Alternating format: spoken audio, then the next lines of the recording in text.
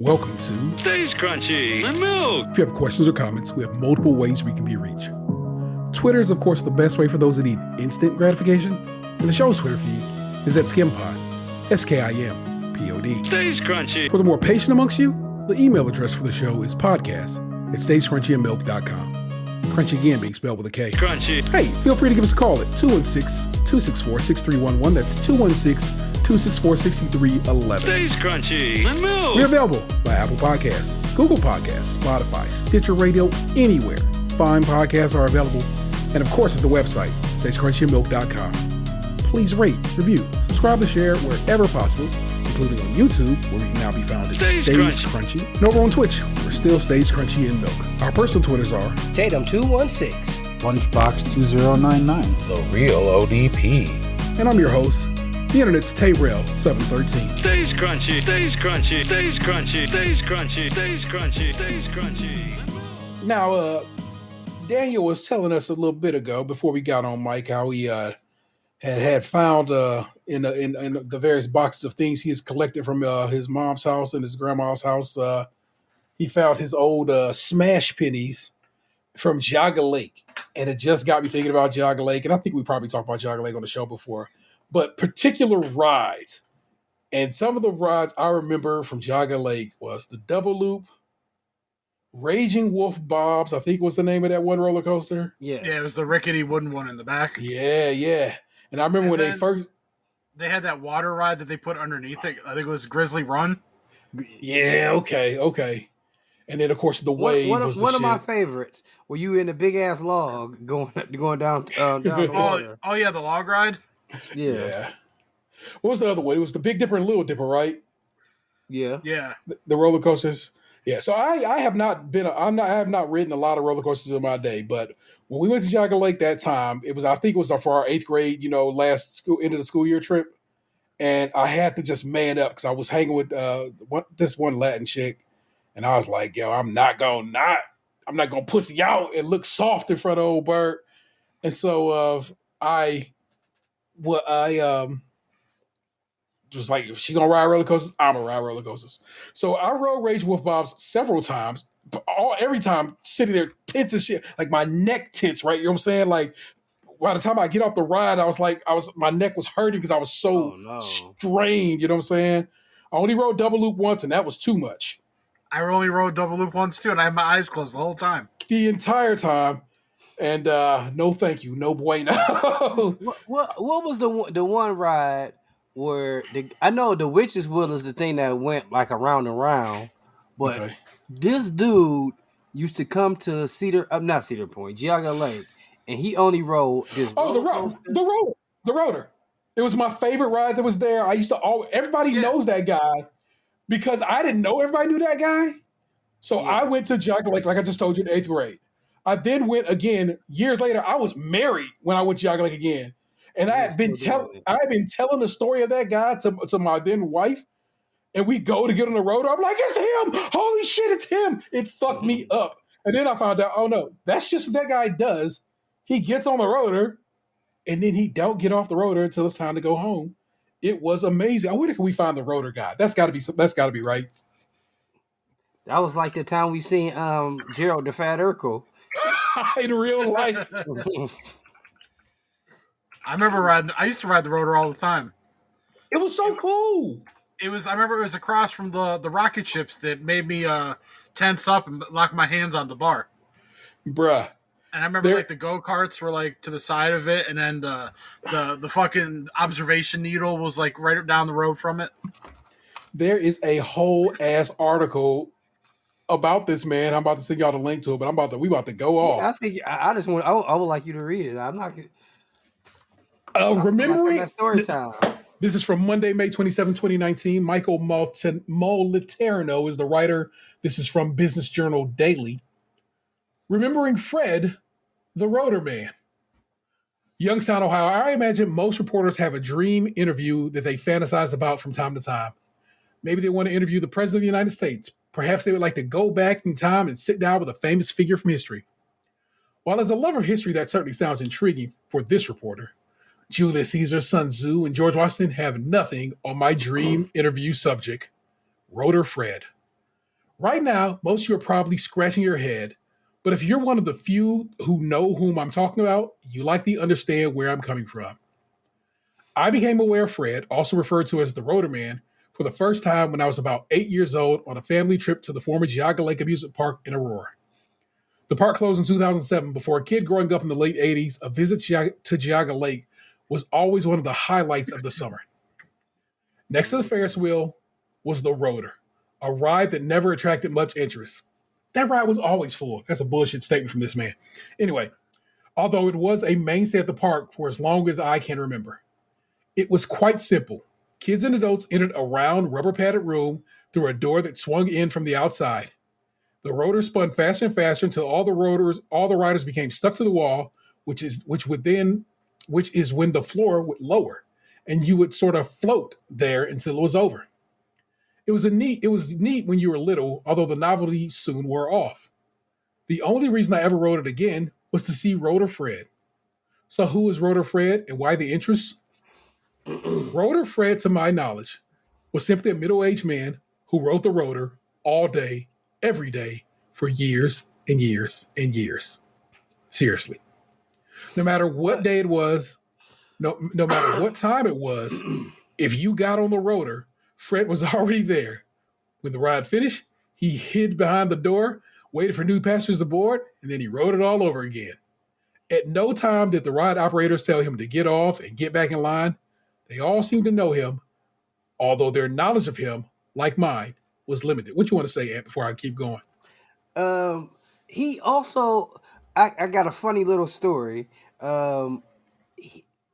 We got on the rotor, he got off, and then, if I'm not mistaken, it was a roller coaster right next to there called the Blue Streak, or it was something. And me and my friends were on a roller coaster, and I was like, while we were on the roller coaster, I was like, "Holy shit!" and cussing and stuff like that. And he was like, "Watch your mouth." No way, Fred spoke. Yeah, he was like, "Come on," language. I was like, "All right." Fair I enough. was saying "holy shit," and I was probably only like 13, so I didn't give him no flack. All right. Because this doesn't go on that long, the font is huge. I will finish this. We only knew his first name, and aside from a few bathroom breaks, he did indeed ride the rotor all day, every day. He even had a shirt that said Rotor Man, which he usually wore. We didn't. Why didn't we just ask him why he rode the rotor every day? It wasn't that simple. For one, I can't say that I ever heard Fred speak. You're special because of that. Second, he seemed extremely shy. I'm not exaggerating when I say he hid behind the door. And when I say when I saw somebody try to talk to him, the only response the person got was a nervous smile as he turned his back. Third, even though Fred was apparently independent and quite happy, I was pretty sure he was a unique person, so to speak. Something I regret to admit made me a little nervous to be around him when I was growing up.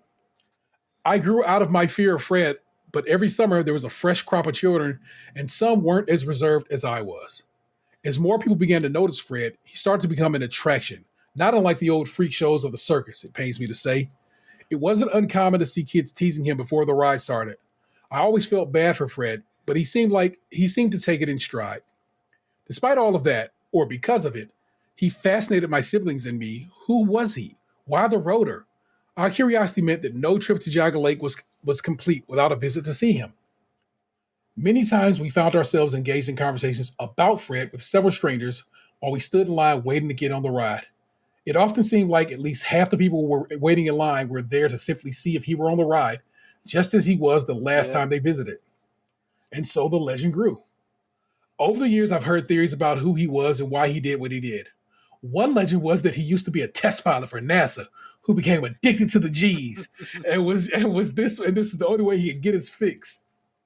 Some people said he was a teacher on summer break. Another theory was that he was born on the Scrambler, and that explained his love of spinning. That's my favorite. I think people always find comfort in things that don't change, and for 16 years, I found a sort of comfort in knowing that Fred would always be on the rotor waiting, should I decide to ride it. Fred is still around, apparently living somewhere in the Mahoning Valley, since Geauga Lake closed. I spotted him a couple of times at the Champion Roller Rink at Mahoning Valley Scrappers games. There's even a Rotor Man fan page on Facebook where people report sightings and post pictures with him. People who have the nerve to approach Fred snap blurry photos of him as if he were a Bigfoot. That's I hilarious. I know I said I hope to one day interview Fred and tell a story, and I do. But sometimes I'm not so sure. What would I gain? Maybe with Fred, what you see is what you get. Knowledge. A man who found something he truly loved. He devoted himself to enjoying it as much as he could, and what time he had, no matter what anyone thought. What insight could George Washington possibly give me more valuable than that? Yeah, that was a delight. I had hoped they had interviewed my man, but still. Yeah, he was a fucking legend, man. Like the fact that like everybody knows, like when you go to Geauga Lake, that dude's gonna be there. Like no matter what day you go, and I'm sorry, I just found a picture of him, and it makes me so happy. I'll paste the link in the chat. Holy crap! There really is a Facebook page. I'm on it right now. Yeah. It was just in the link when I was searching for anything about him. Oh man, here's a picture, a black and white picture of the rotor. It looks so much different than I remember in my mind. what? Yeah, that's not the dude I remember. Yeah. It's so crazy. Like I kind of remember the ramp now that I'm looking at it. Yeah. But I didn't remember it looking so like circusy. Yeah, with that strange kind of big top vibe. Mm-hmm. Holy mackerel. But yeah, that is the guy. Like I said, I remember that man clear as day, bruv. Man, I miss Geauga Lake. Like it's like a big part of my childhood that just like got ripped away that I didn't get to like relive as an adult. Yeah, and fully get to like take it in as a grown up for real. It's a sad state. Where's my lyrics at? It's funny, like reading through the comments. It's like I thought I heard that he is now riding a blue streak at, like it's like the guy said, like Bigfoot sightings. Yeah. Someone made a meme out of him. Like, I don't always ride the rotor at Geauga Lake. Well, Wait, yes I do. Oh man. Here's another picture of him from this picture's from Twitter. I'll send this to you guys in the Twitter chat. Absolutely love it. My locals, if you know, you know. So I had to chuckle, my man Fred on the rotor. All right. So sick of niggas. I want money like Cosby, who wouldn't. It's this kind of talk that makes me think you probably ain't got no pudding. Niggas got them kind of dreams from jail. You in the streets, nigga, make your moves, get your mail. Niggas will coast in the SL, but can't post a bail. Niggas roast the L, but scared to toast your toast well. I'm here to tell niggas it ain't all swell. There's heaven, then there's hell, niggas. One day you're cruising in your 7, next day you're sweating, forgetting your lies. Alibis ain't matching up. Bullshit catching up. Hit with the Rico, they repo your vehicle. Everything was all good just a week ago. About to start bitching, ain't you? Ready to start snitching, ain't you? I forgive your weak ass. Hustling just ain't you. Aside from the fast cars, honeys that shake ass at balls, you know you wouldn't be involved with the underworld dealers, carriers of Mac Millers, East Coast bodies, West Coast cap pillars, little monkey niggas turned gorillas. Stopped in the station, filled up octane. Now they not the same, not playing. That goes without saying. Slaying day in and day out. When money play in, then they play you out. Trying to escape my own mind, lurking the enemy, representing infinity with presidencies. You know? Dead fucking presidents to represent me. Get money. It's from the original version. It's the version I like more than Dead Presidents Part 2 off of Reasonable Doubt, which I know was a fine song, but I like the original version because that shit, I want money like Cosby. Who wouldn't? It's that kind of talk that makes me think you probably ain't got no pudding. It's a great bar. Just a great couple of bars. But you know what it is. Hello and welcome to it. It's Stays Crunchy Milk. It's episode 462. We're out here calibrating time in binary. I'm your host, Taylor 713, joined as always by my best friends. It's Tatum216. I'm back. They didn't know you was gone. That's true. And of course, the big homie Lunchbox 2099. Enjoy me while I'm here because I won't be here for much longer. There you go. Until I come back again someday. It's like Frost the Snowman. Man, I saw a bunch of the Christmas movies were on like 4K pre-sale today. The IGN account was tweeting it all out. Very good. I'm gonna have to take a look at that. Which ones would you want on 4K? Rudolph? Yeah, that would probably clean up nice because that's on film. Probably all the ones that are film. You know, what's that one? My man, the Heat Miser, The Year Without Christmas, whatever that shit's called. The Day Without Christmas. I don't know. Year Without Santa Claus. A Year Without Santa Claus. All right. Yeah, so like I said, all those film joints will probably look real nice. I bet you they could probably go in and clean up Frosty real well, get in there and do some work editing that. Yeah, I remember they tweeted out like a couple of like the singles, and then there was like a 4-pack. Mm-hmm. So they tweeted out Santa Claus is coming to town, Rudolph the Red-Nosed Reindeer, and Frosty the Snowman. Where's the 4-pack? As long as it's not Nestor the Long-Eared Donkey. Elf, the Polar Express. Okay, so the multi-pack, it wasn't 4-pack, it was a 3-pack, and it was the ones I already named. Okay. So you can buy them individually for like $28, but you can buy all 3 of them together for $45. Yeah, that's not a bad deal. Like I got like a Blu-ray 4-pack, but like Year Without a Santa Claus is such a fucking banger, and the fact that it's never like it's like the I don't know. Like the You God of Christmas movies because it don't get enough respect. I know, like the Funko Pops for the Heat Miser and the Snow Miser are like expensive as fuck. I'm Mr. Heat Miser. I'm Mr. whatever. Oh my god. Yeah, they do got a lot of Christmas hits on here. I'm just thankful that we're getting into my favorite time of the year. Hoodie season? Well, that, but more of like fall, Halloween. Like, I noticed, like, I was in the living room the other day, and like I noticed it started to get dark around like late 7 o'clock, like early 8 o'clock. Yeah, it is. I feel like right now we are currently in false fall because it's still kind of getting warm, but it's the days where we had them 30-degree swings. You know what I'm saying? It'll get up to 82, and then you'll be like, it'll be 50 when you wake up in the morning. Like, bruh, come on, man. That's too big a range. You have no idea how to dress.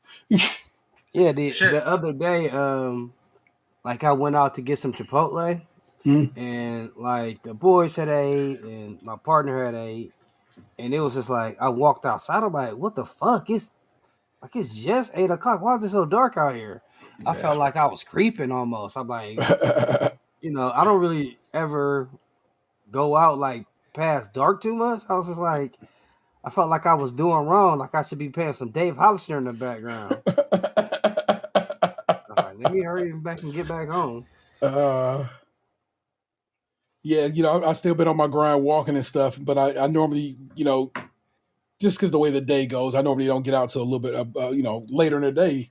And basically, like today, I started and it was like a little light out. By the time I got back around, it was dark. I was like, okay, that's where we are. That's just the time of year we are in.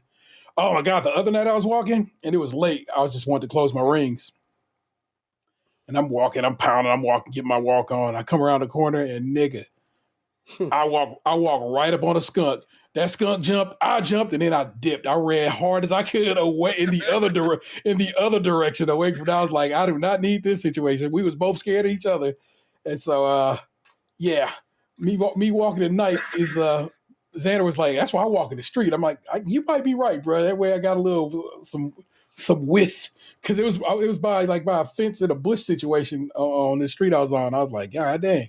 Yeah, that's right. That was one of our jokes, you know, when I still lived off Cancel. Like, I ain't afraid of getting robbed, but I am afraid of skunks. So you walk right in the middle of the street so you can see the street lights. And one of the things we used to do, it was only like a couple street lights that would do this, but if you kicked them real hard, they would go off. So like we would go up and down the street kicking off street lights. But that shit wasn't safe. We shouldn't have did it. That's gangster. I don't got that in me. But you know the deal is, I'm saying, remote standard affair. You know, we do some news, we do some shitty chatting. We'll tell you some entertainment, some reaches, some amateur assholes, and we'll get on our merry way. It's a breezy situation. I got a few stories this week. We've been off for a couple of weeks. Well, not really. Well, the fellas have been off for a couple of weeks. I did a show with my family, and then the week after that we took off. So the last time you heard from us was before I went down to the Commonwealth of Virginia to see my folk, and so it's been a couple of weeks since we all chitty chatted on camera and on microphone. So just getting it all together. But this one is Anthony messaged me about it yesterday, and I've been trying to follow up on it. I'm just taken aback by it, honestly. And this is from the good people over at NPR. Do I got a byline on this? Does not look like I have an author for this one, so maybe NPR just they all write it. No, this is from they got it from the AP. Okay, but I don't know who in the AP they got it from. But prosecutors moved to vacate Adnan Syed's murder conviction in the Serial podcast case. Annapolis, Maryland, a Baltimore prosecutor asked a judge on I'm about to say Wednesday, because that's how I pronounce Wednesday when I want to spell it. Wowzers. Wednesday on Wednesday to vacate Adnan Syed's conviction for the 1999 murder of Hae-Min Lee, a case that was chronicled in the hit podcast Serial. Baltimore's state attorney filed a motion in circuit court saying a lengthy investigation conducted with the defense had uncovered new evidence that could undermine the conviction of Syed, Lee's ex-boyfriend. The motion filed today supports a new trial for Syed based on a nearly year-long investigation that revealed undisclosed and newly developed information regarding two alternative suspects, as well as an unreliable cell phone tower unreliable cell phone tower data. State's attorney Marilyn Mosby's office said in a news release. Syed, 42, has maintained his innocence for decades and captured the attention of millions in 2014 when the debut season of the Serial podcast focused on the case and raised doubts about some of the evidence, including cell phone tower data. Prosecutors recommended that Syed be released. Prosecutors on Wednesday said they weren't asserting that Syed is innocent, but they lack confidence in the integrity of the conviction and recommended he be released on his own recognizance or bail. We believe that keeping Mr. Syed detained as we continue to investigate the case with everything that we know now, when we do not have confidence in the results of the first trial, would be unjust, Mosby added. The state's attorney's office said if the court grants its motion, it would effectively put Syed in a new trial status and his conviction would be vacated, but the case would remain active. Whether the state ultimately continues with the trial in this manner or dismisses the charges will depend on the outcome of the ongoing investigation, the state's attorney's office said. State's attorney's office says two other suspects may be involved. Prosecutors said a reinvestigation of the case revealed evidence regarding the possible involvement of two alternative suspects other than Syed. The two suspects may be involved individually or may be involved together. It's Don and his mother, we know. The state's attorney's office said one suspect had threatened Lee, saying he would make her. One of the suspects had threatened Lee, saying he would make her disappear. I wonder why they wrote it like I think they typed it wrong. He's saying he would kill her, according to the filing. Given the stunning lack of reliable evidence implicating Mr. Syed, coupled with the increased evidence pointing to other suspects, the unjust conviction cannot stand, said Assistant Public Defender Erica Suter, Mr. Syed's attorney and director of Innocence Project Clinic. Mr. Syed is grateful that his information has finally seen the light of day and looks forward to his day in court. The suspects were known persons at the time of the original investigation and were not properly ruled out nor disclosed to the defense, prosecutor said. The information also found a separate document from the original trial file in which a different person relayed information that can be viewed as motive for the same suspect to harm the victim, the prosecutor said. The information about the threat and motives to harm could have proved a basis for the defense and was not disclosed to the trial, nor the post-conviction defense counsel, the state's attorney's office said. it goes on and on from there. Now, a couple of things I want to say about this before you dive into water is that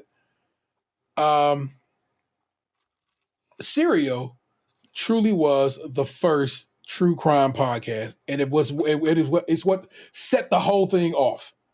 True crime podcast because motherfuckers was like, I got to get in some on this Serial shit, and it took off like a shot. And so this was like the OG of this.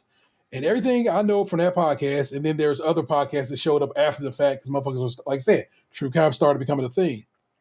It was so clear as day that dude, Don, and his mama did this, that I have to wonder, like, how the fuck did we get this far? Except for, racism. I know I don't want to talk about this way too long because this ain't Dan Steez.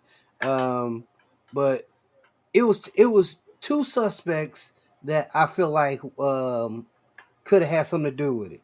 Now, it was another young lady that was very similar to Ming that was murdered like some months ago. And it was like, I don't think they really dived in that too much. They tried to make the dude who was a streaker that got out his truck to pee. They really tried to fit him into it, but like the whole Don thing, whew, man, it's a known when you're doing an investigation that your mom cannot be a witness to you, and the fact that his mom was his manager at the time, yeah, man, that shit was crazy. And then like when they re-interviewed him like recently, or I don't know if it was like, because it was a couple podcasts about it. It was like, I think I didn't see the Apple TV thing, but it was an HBO show as well. But it was just like Don was like down bad. It had a bunch of nervous breakdowns and shit. Yeah, that like I said, that dude seemed to be it. Or okay, look, if nothing else, it just kind of pointed in his general direction. The way the shit was going. I won't go so far as to say that motherfucker did it, but I will say there was enough circumstantial evidence to say Adnan didn't, and just enough circumstantial evidence to point at Don, and not enough information to say Adnan did it, other than them saying that was her boyfriend. He must have did it. Yeah, the one sticking point was always, is the whole Jay Wiles thing. How he was like, and he ain't came off his story and ain't afraid to show his face or nothing. Like, he was like, he did it. He showed me the body. He did it flat out, and he hasn't changed his story since. So yeah, the one thing I've always had to say over the years is like, it wasn't me, so I can't keep on investing my because man, I used to be Googling my ass off. Like anything that was about Adnan, I've watched it or seen it or listened to it or read it, and I was just like, you know what? At the end of the day, it wasn't me. Yeah. So it must be treated as such. You know what I'm saying? So I just, God bless him. You hope for the best. Yeah, I do feel bad for her family because they really feel in the bottom in their heart that Adnan did it. But that's because I feel like they feel that way because they were convinced that by prosecutors and police. Before that, because the brother is the person who called the police and was like, please look at her boyfriend, Adnan. Please look at Adnan. Please look at him. Like, it was her brother who pretty much dropped a dime on him. Wow. So and I wonder if they just didn't like him because this is two types of foreign. You know what I'm saying? Yeah. Adnan, a brown dude, and Heyman Lee was Korean, and they weren't supposed to be together. It was definitely some Romeo. No, I mean beyond Romeo and Juliet stuff. Like he's not supposed to date nobody at all. Yeah, that was another part of it. They were like he didn't want to get caught by his family for dating because he wasn't allowed to date. Yeah, he was smoking weed and having sex. Two really bad things in the as a Muslim, and she wasn't supposed to be with nobody outside of her race. Yeah. So that was a wild one. For my Ohio story, I found this one troubling, is how I'm going to word it. 10 Ohio counties ban wind solar projects under new state law. All of them in rural Ohio. This is Jake Zuckerman over at Ohio Capital Journal, but this came from Scene. At least 10 Ohio counties have passed resolutions blocking the development of new utility-scale wind and solar projects within all or part of their jurisdictions in the last year. The county's moves came after an October 21st enactment of a state law giving locals the veto power to over renewable energy generation sites, a veto power that doesn't exist for fossil fuel developments. At least 2 more counties were actively considering such prohibition. In Crawford County, meanwhile, the citizens are pushing to reverse their commission's ban by placing the issue on a 2022 ballot. The state law and subsequent county action add new roadblocks to renewable energy development as the international scientific community warns of a warming climate and a need to shift away from fossil fuels. As you can see, there are counties making use of the authority, said Joe Honig, a policy analyst with County Commissioners Association of Ohio, which did not take a formal position for or against the state legislation. It's a changed regulatory landscape. The counties, all rural, have moved against renewable resources. Renewables include Allen County, Glaize County, Butler County, Crawford, Hancock, Knox, Logan, Medina, Seneca, and Union County. Other counties have broached but not yet finalized the issue. Ottawa County is set for a public hearing next month on a potential ban. Delaware County met to consider one in October, but has yet to advance it any further. This legislation does not apply to wind and solar projects that have already received approval before from the state before it took effect. Sarah Spence, an executive director of the Ohio Conservative Energy Forum, had been tracking the county's action on wind and solar. She says she's disappointed but not surprised by the speed at which the counties move. She said it's a loss for economic development and renewables in the areas.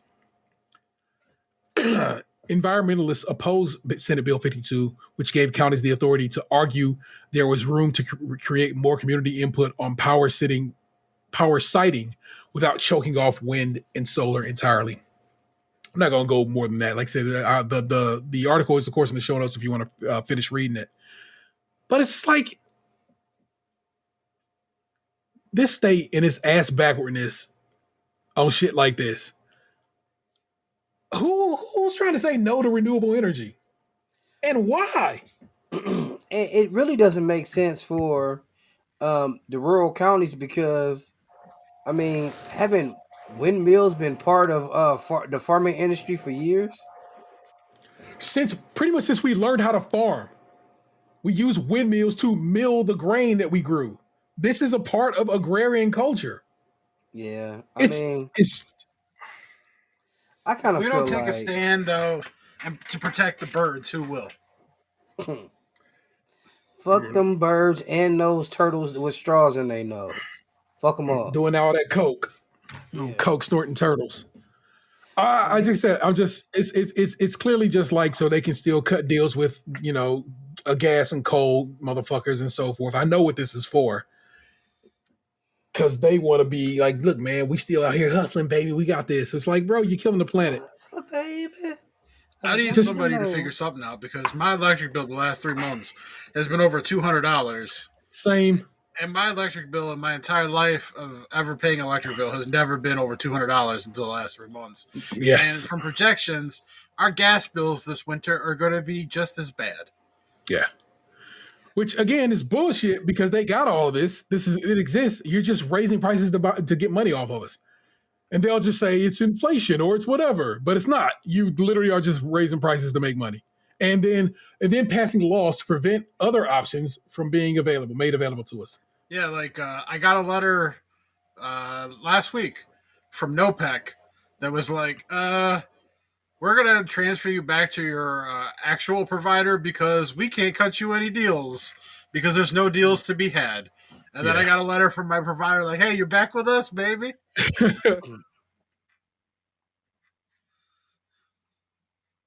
It's bullshit, bro. All right, last one. This one just made me chuckle, and I think you'll enjoy it. Box, I don't think you'll give a fuck. But yeah, let's say you love the Ukraine, though. We'll go with that. The Ukraine is weak. And feeble. I remember that episode so clear, bro. Oh, my God. He's playing Risk on the damn train. This is from the good people over at Complex. Joe Price wrote this. Pusha T responds to Ukraine's Ministry of Defense referencing his lyrics in a post about eliminated combatants. What an interesting turn of phrase, eliminated combatants. People who got killed. Let's just be real, okay? In what is perhaps one of the strangest crossovers of the year, rapper Pusha T, forgive me, I want to call him Pusha T has responded to the Ukraine Ministry of Defense offering him a shout out. Great taste in music for the win, wrote Pusha in a response to a tweet from Defense of Ukraine, which made reference to his 2013 track, Numbers on the Board. I put numbers on the board. Pusha T, that's what he put this in quotes, is what the defense minister wrote. Read the tweet, which highlighted the total number of combat losses Russia has faced from the start of Putin's invasion in February to September 7th. King Push's replies to the tweets would indicate that he's firmly on Ukraine's side. So Putin should be feeling nervous if he's hiding any children. That makes me so happy. As a result of the simple tweet, it's possible that Push could end up on a growing list of American citizens currently banned from entering Russia. As announced earlier this week, Ben Stiller and Sean Penn, two vocal critics of Putin's invasion of Ukraine, have been banned from Russia for life. The so-called stop list comprises 25 people in total, and also includes the like of Senators Kristen Sinema, Richard Scott, Patrick Toomey Jr., and Mark Kelly. Push recently contributed to Vivo's Control series of live performances, delivering two fan-favorite tracks from his album, It's Almost Dry, ripping through a performance of the Kanye-produced Dreaming of the Past and the Pharrell-produced Brambleton, matching the pinpoint accuracy of his delivery on the studio versions. And you missed this. This is a story about how Pusha T's lyrics were quoted by the Ukraine Defense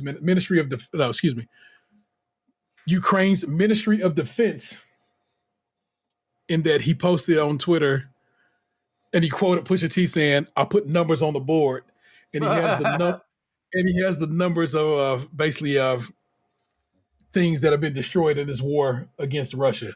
So tanks, armored combat vehicles, artillery, rocket launch systems, air defense systems, jets and helicopters, and so forth. And I will of course send a tweet to you guys on our group chat. But that is what that article was we're referencing, and like I said, it just made me chuckle. Oh, but that's it, people. There's your news that I decided to share with you this week, and I hand the reins over to my man Ant. First up, as always, is Tatum. Well, this has been an interesting couple weeks. So, I guess I can talk about it. The drama we've been going through with our our 5-year-old.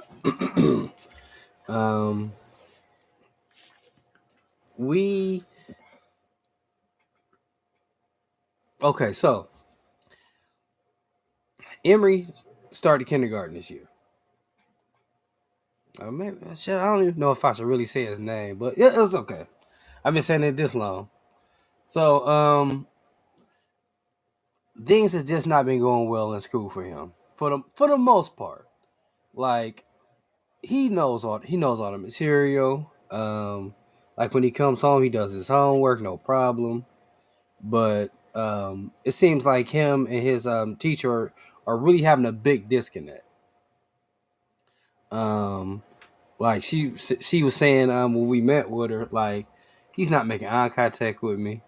Like he turns his back when when I talk to him, sometimes he's not following directions, and we were like, well, she was like, it just seemed like she was really like saying that she was really having a hard time with him. So we spoke to our pediatrician. He was like, maybe we should get him tested. And we did that. And she was just like, she talked to him, got him warmed up, asked him some questions and stuff. She was like, nah, he not. There's nothing wrong with him. He might be having like some anxiety a little bit when he's in classroom, but from the way I'm talking to him, like she had to say something to him or did something to him, or he's like, I'm not messing with you no more. Or I'm not messing with you.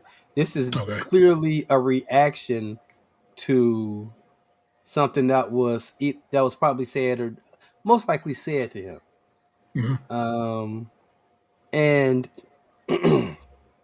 like this is an example of, to me, well, I'm thinking she tripping, or I'm sorry, the teacher's tripping. Mm-hmm. He brought home a paper, right? Well, it was in this folder, and like it's like wrote in bold letters, you did not follow directions.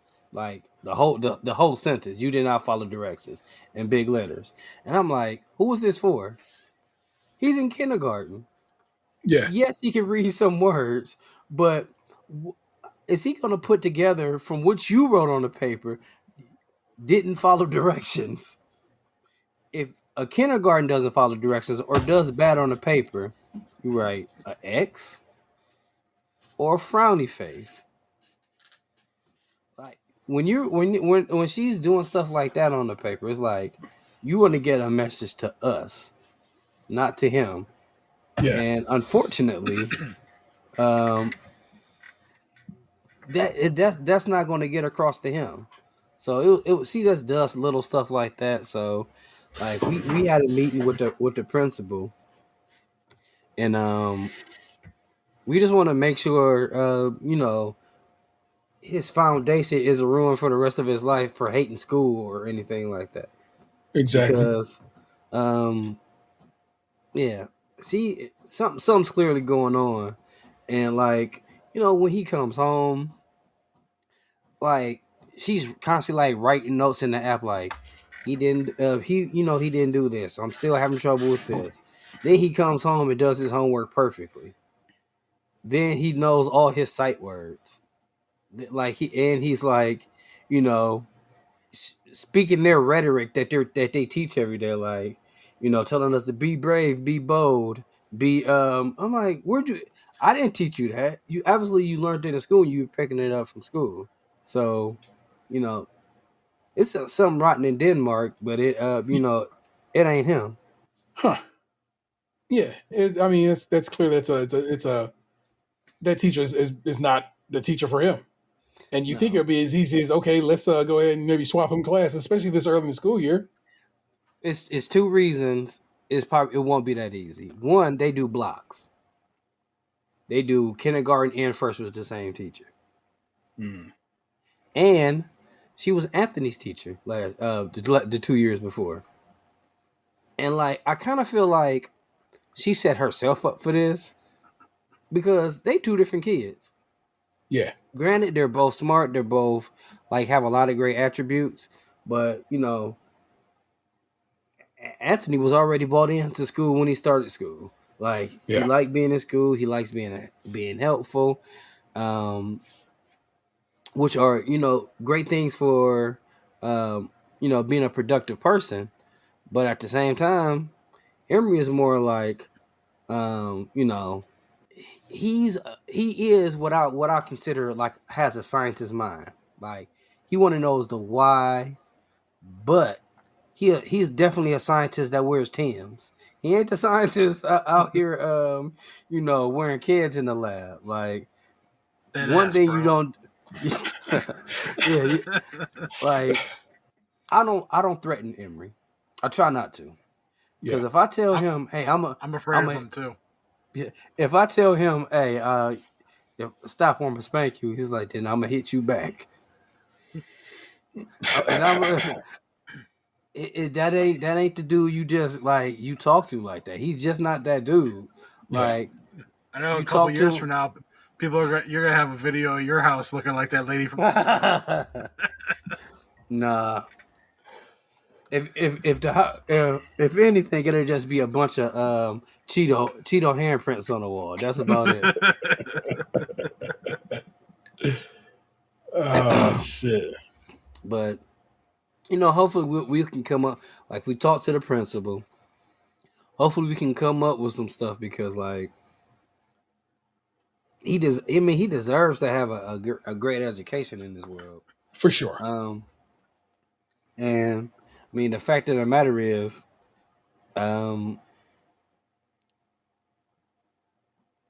she need to be a better adult. Yeah, Like it's definitely it's certainly not on him.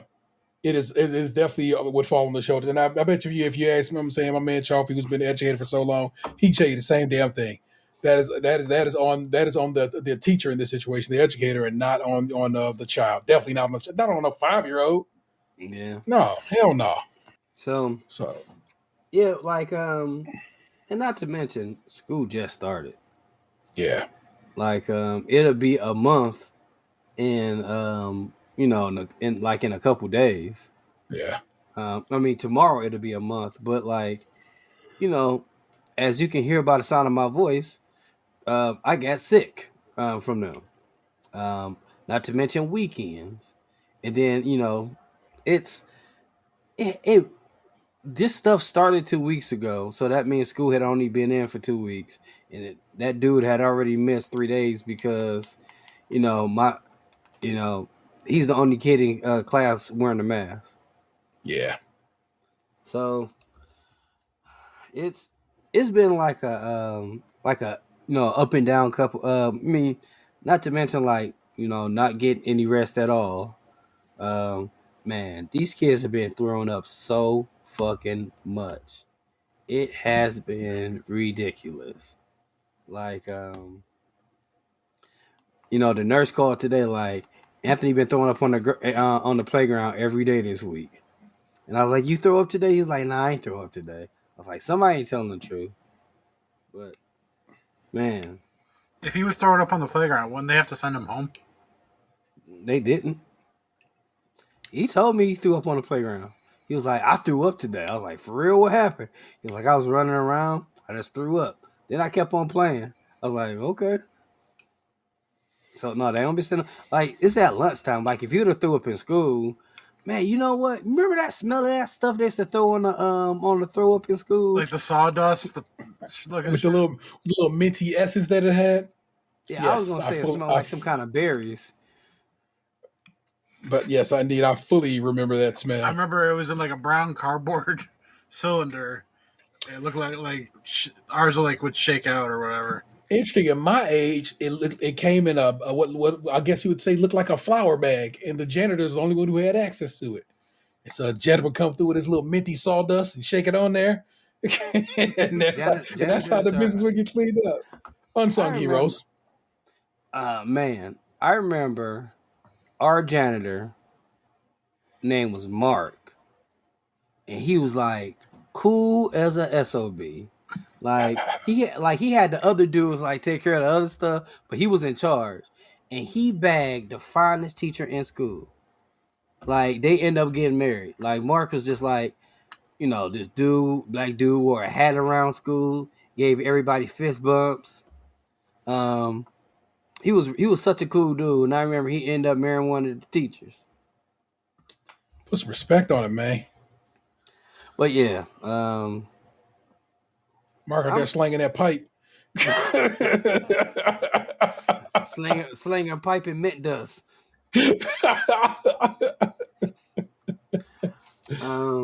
It's funny because like when I go to school to the boys' school, like I remember I was in the office and they were giving out something and The secretary was like, "You don't know who that is? That's Mr. Tatum." I was like, I didn't know it. I didn't know I had such a reputation. Put some respect on his motherfucking name. It was like, don't you ever forget who it is. That's dope.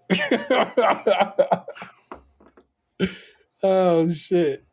And then my partner was like, you probably the only dad that really come into the building. I was like, Bruh. I ain't gonna say that. I see a few dads. Yes, it's a majority of moms that's there every day. But I see a few dads. They out here, man. But I'm glad. I'm super sad that your kid's going through it, and like I said, you get through this first semester, and then see how it all plays itself out, and then if not, man, maybe consider dead ass. I'm dead ass. Who am I? Where did that come from? That's I've been playing box for that. You put that in my head. But on the real, Tim's right now, T. now I got some Guardian slides. I'm gonna reach down and pull my slides off. You know, say in case you was wondering. But I don't know. Maybe is there a private school situation that y'all can get down with if necessary? I was thinking, I don't know. Or ain't like we ain't got people who's done it before. A homeschool situation if you need to. It could happen. Yeah. So I'm just. I would hire my mother to homeschool him because my mother's first degree is in early childhood education. Why would you not?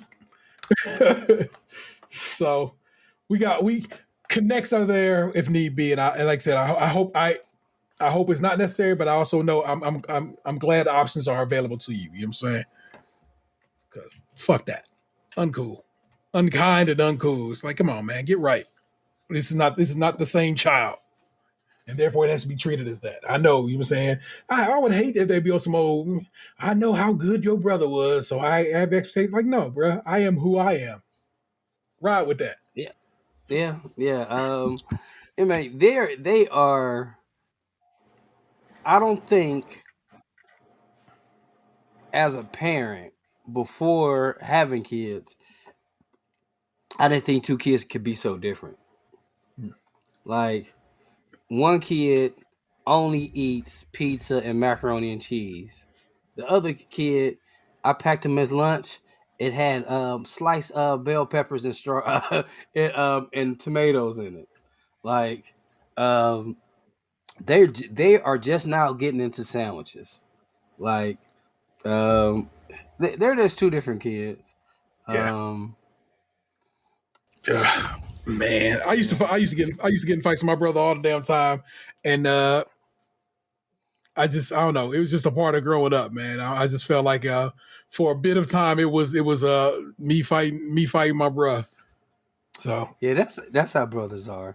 It was interesting listening to your family episode, and it was a couple things.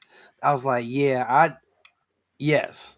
So I remember you were saying that one of the reasons you fell in love with Cleveland is when you found out there was a Brooklyn in Ohio. Yeah. And then I was like, I remember as a kid who didn't know any better, right about 93rd and Kinsman, when you're going down the hill, you can see like the entire Cleveland skyline. Yeah. And for the longest time, I thought that was New York. And every time we would go there, I was always, look, it's New York, mommy. And like, I just thought, like, as soon as you said that, I thought about how I thought that for most of my childhood, that downtown Cleveland was New York. It definitely isn't, but you know. And I by a often lot. think like, I want to. I mean, not before I die, but like sometime I want to actually take a picture of that. Like maybe either sundown or sun up. It would probably have to be sun up because it's a pretty busy street during the I guess when the sun would be going down. Yeah. Get a good picture of that Cleveland skyline from 93rd and Kinsman. Try to get it at like the golden hour, you know. Yeah. And that was like one of my fondest memories of my life, thinking that downtown Cleveland was New York.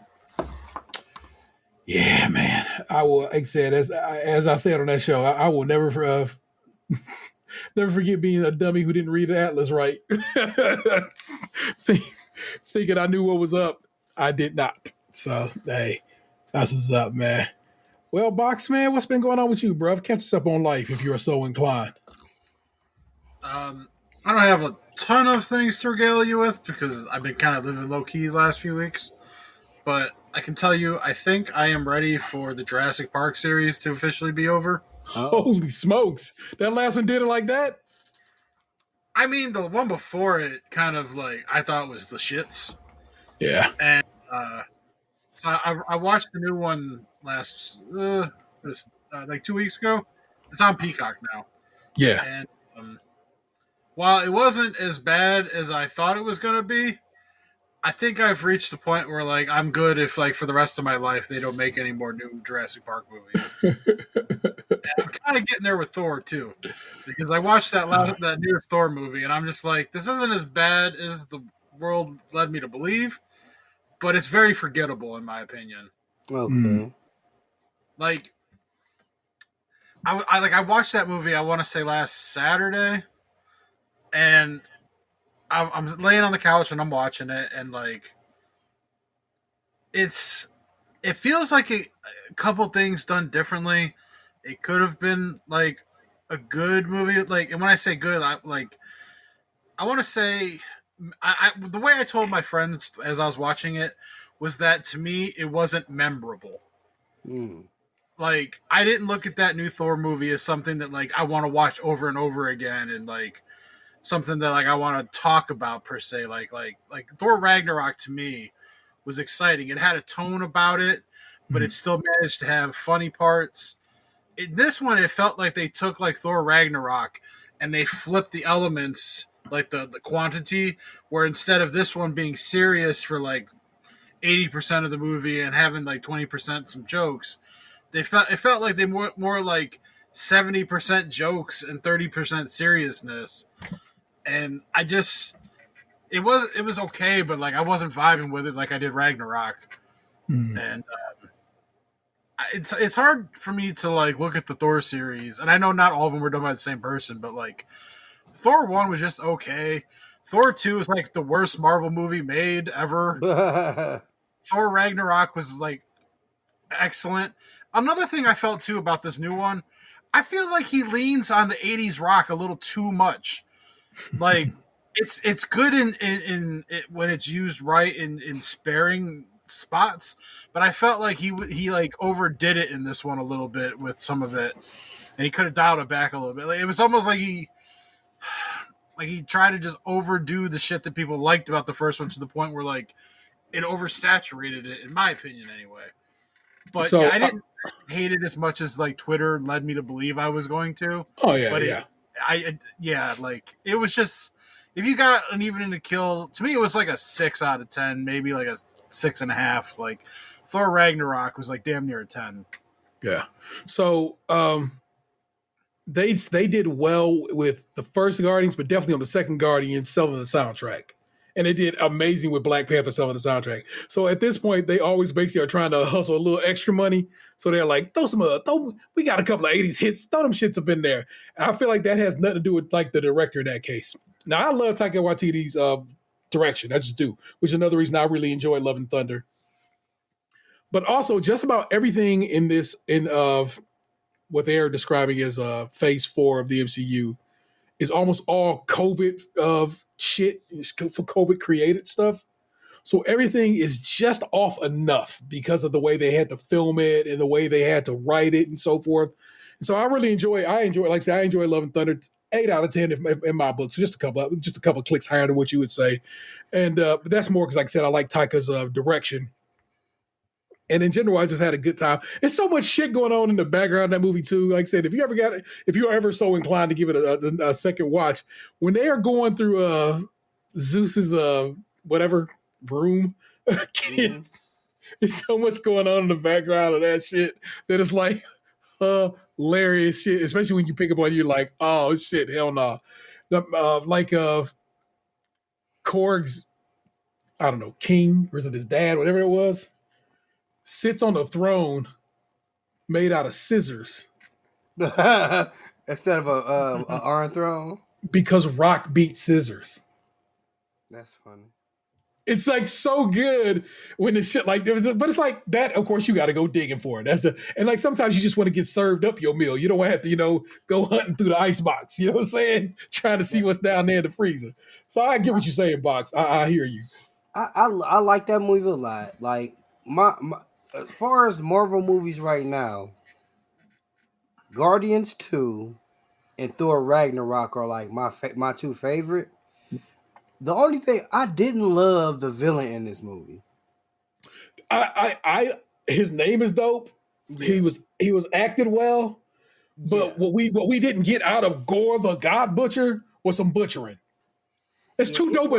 It's too dope a name to not be out there doing something with that. That was one of the major criticisms I had read before I'd ever seen the movie, was that the villain's dope, but he's only in the movie for like 10 minutes. Yeah. I don't think he's dope, but the reason I might not think he's dope is like, if he's a God Butcher, why didn't they show more God Butchering? Exactly. And so you get you see that, okay, hey, that they're standing on that thing and that one big God is dead. You know what I'm saying? And he's like, oh, that was my friend. I knew this particular guy.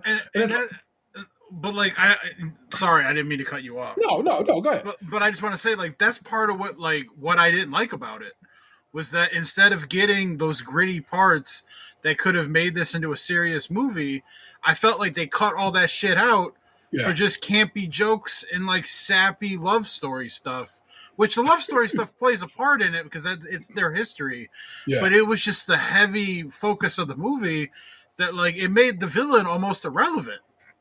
I feel like I only seen Kat Dennings for 3 minutes, and that's why I can only get that movie at 8. Where was Kat Dennings in this movie? Don't tease me with 2 minutes of Kat Dennings, where you could give me 3, 4, or 5. True indeed. Not enough Kat Dennings is not enough Kat Dennings. Gosh, she's so hot. Lucky Andrew WK, you're a lucky man. That's who she with? That is who she's engaged to, yes. Son of a bitch. I don't like her anymore. That's okay. That is all right. I used to watch her Instagram stories about gardening, but no more. I'm internet bitter. It's the fucking Tyrese video for me. Like, congratulations! Oh my god! I mean, it's what's so crazy about that is like Tyrese has done a shit ton of stuff like over his lifetime. Like he was the Coca-Cola man. He singer. Singer, actor. But the two things I think he did modeling too, right? Modeling when he had the lip ring and shit. But the two things he is known for right now is saying, congratulations, and what more do you want from me? Like that's his legacy right now. Hey, that's how it rolls some days. Bring more Kat Dennings and hey, it's Thor's on Disney Plus. Go ahead and give it a shot. If you just the other day. If you fuck with Marvel, if you have nothing to do with Marvel, this is not going to do anything for you. Not even a little bit. It's not. Their movies need to start coming with it because, like, I feel like right now they're floundering a little bit, and I don't mean that like it's necessarily been bad, but I feel like we're in kind of like this like pause pattern where like we were getting amped up with Loki and shit was about to start getting moving, and now it's like the last couple things we've gotten. I'm just like, come on, man, let's fucking do something already here. Something with some oomph into it. Like, when we gonna get something? I'm just like, I'm over here watching fucking She-Hulk twerking and like Thor over here like crushing on, fucking whatever. And like, I want something with some substance. I want to bite my teeth into something. Whereas I feel like She-Hulk is basically where we start we're starting to get some adventuresome. They've been real good about keeping the way that show plays out kind of tight. It has a very good like theme overall. You know what I'm saying? And they keep giving us some breadcrumbs, and I'm like, you give me breadcrumbs that seem like they're leading someplace good, and I'm like, I think I'm good with that. I think I see. I think I have an idea where they're trying to take us in that show. Same with Miss Marvel. I like She-Hulk, but like so far, maybe because I don't know the character hardly at all. Like I didn't know her backstory. I didn't know anything about it before this. It's just so far, it's like it's Deadpoolish, but like not as edgy. But like I can see that. So it's like I enjoy it, but it doesn't feel important. And also, I think the She-Hulk animation sucks. Oh yeah, like it reminds me of '90s reboot, and like I can't. Hell no. It. That's wildly disrespectful to how the quality of this animation, but I hear you. And so basically, what that does is bring me back around my main point being, like I said, a lot of this shit was COVID produced, and therefore it had some shaky ground to stand on. Like I said, that's also a reason I think they closed out Phase 4 kind of quick when you think about it. Phase 4 ends up being Shang-Chi, of the Invincibles. What the fuck is the motherfuckers called? Eternals. Okay, so Shang-Chi, Eternals, WandaVision, Captain and Bucky,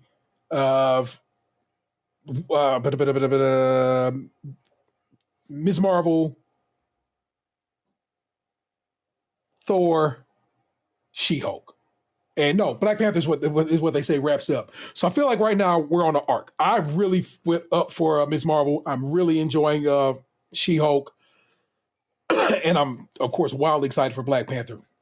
So I feel like we're on this upward arc to where we're about to get back. Because it's like, I feel like they've been doing? It's like they've been doing filler comics as opposed to doing us what we've been fed this whole time is setups for a long arc that took us places, and none of these in Phase 4 have done much of that. You got a little like, oh hey, shit, that girl from Captain America's a bad guy now. Okay, stick that somewhere. Of Baron Zemo and old girl from Seinfeld got something cooking. That's going to be the Thunderbolts. So you kind of do have some of your little pieces here and there. It looks like Daredevil. Nope. Whoop. I don't want to whatever. Look, Daredevil was definitely in a trailer for She-Hulk, so we know Daredevil will show up at some point. But so Daredevil is going to show up at some point. She-Hulk? I mean, I watched She-Hulk right before we jumped on. I watched it like an hour and a half before we got on. Same, and I didn't want to step on anything if y'all hadn't watched it yet. So spoilers for She-Hulk. You see the Daredevil helmet this week, so you know what's up. You know what I'm saying? So it's like She-Hulk's been real good about. I'm sorry, what? And she a fucking lawyer, so yeah, for sure. Something gonna say. Yeah, and so that's where I've been. I'm like, I'm also because they give me so much excellent shit. It's why I'm a little forgiving for Marvel when they give me plain shit or regular shit. I mean, I'm not complaining per se. Not saying you are. Like I know, but like the people listening, like it's just like I'm ready to like hit the next thing, Yes. I feel like we've been kind of spinning our wheels a little bit, getting ready. Exactly, that's a perfect way to describe it. Yeah, we have been spinning. It has felt wheel spinny since the end of Loki. You know what I'm saying? It's been a little bit too not going. Yeah, because because we had like Black Widow that went back in time. The shit that already had happened, and then like Moon Knight to me, I didn't really care for Moon Knight all like that. And like, because I don't have any attachment to the character, and the show was kind of like weird, but I imagine it's hard to pull that kind of thing off. But like, still, I wasn't really that into it. Honestly, I just watched it because it was a Marvel show. I forgot about it, but I really did enjoy Hawkeye, and everything it kind of laid the groundwork for, in my opinion. I did like Hawkeye. I enjoyed that a lot.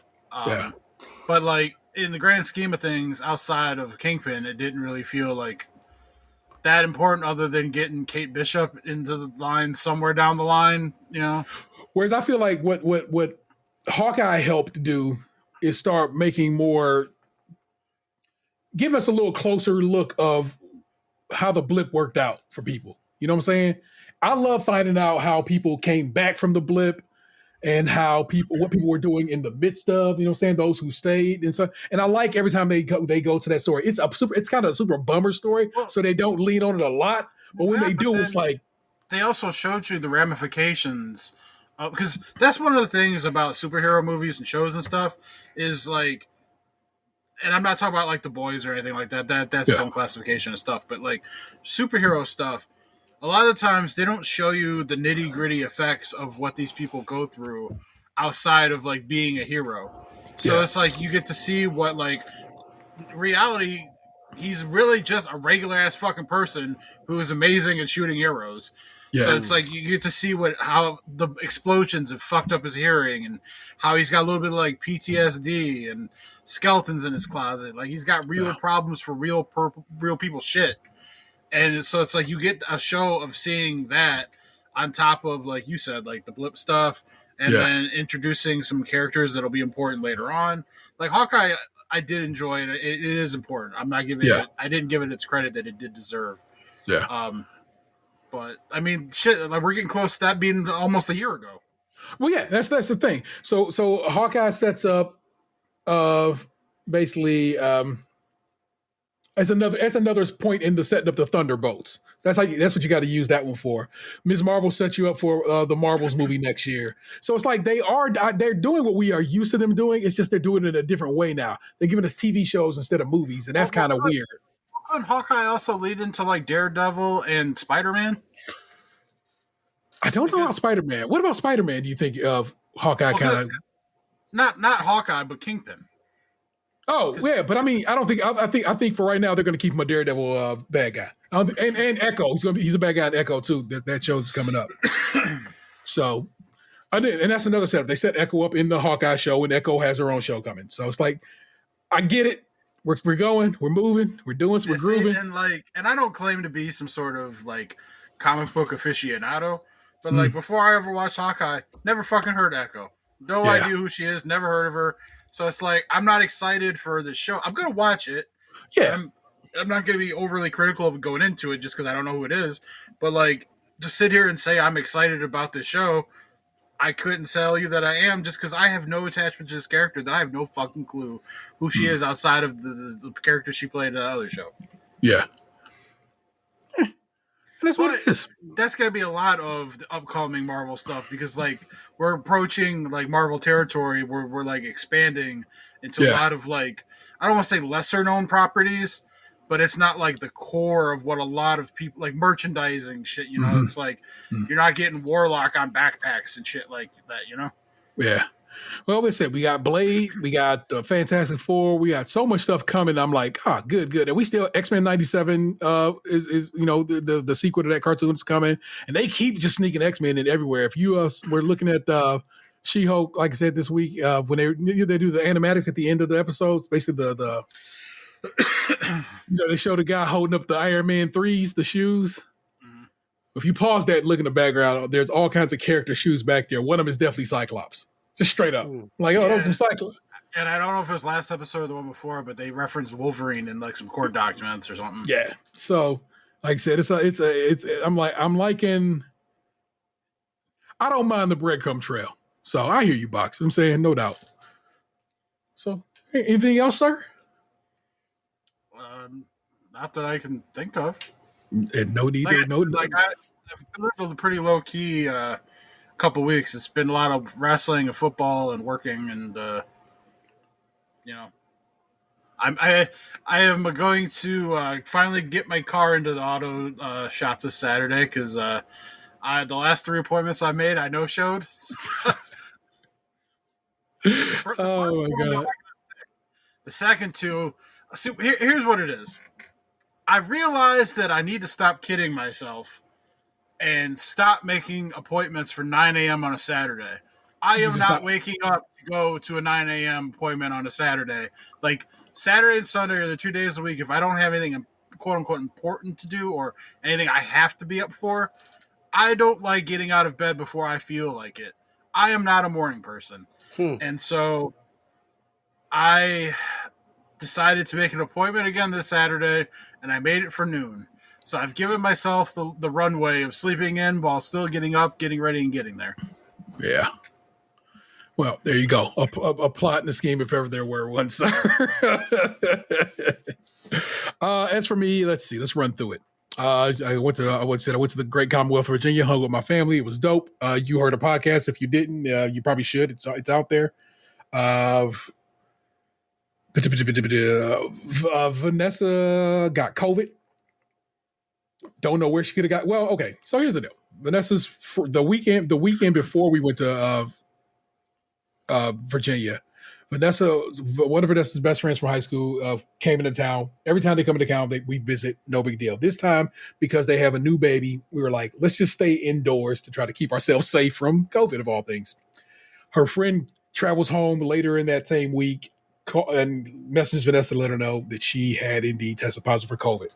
But no one else in their house had. The kids didn't have it. Her husband didn't have it.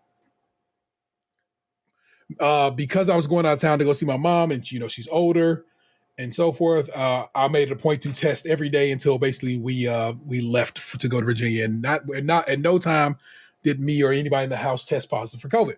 So we thought we were fine and in the clear.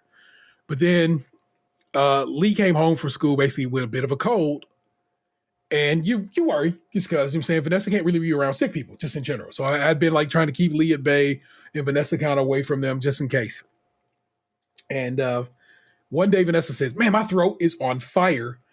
I should take a COVID test. I'm like, cool. We all take a COVID test. Vanessa's the only one that comes up positive.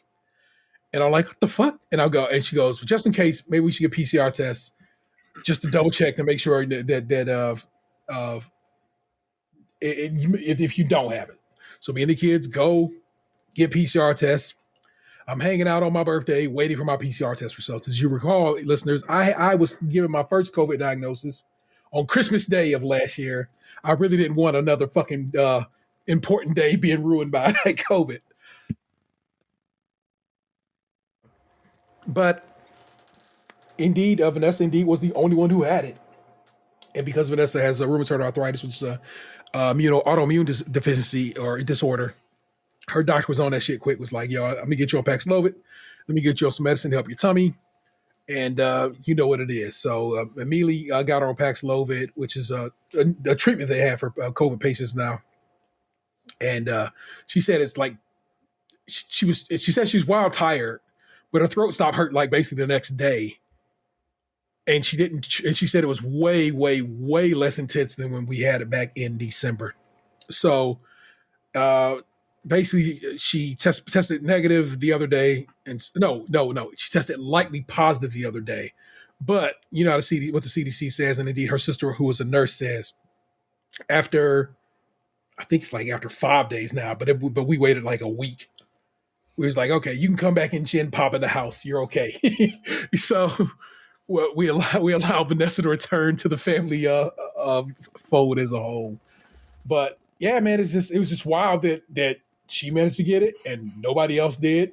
And it's not like we be out in the streets or anything like that there. So it's possible that she had it from her friend that entire time, but that seems bloody unlikely. But then again, she has an autoimmune disorder, so it's kind of possible.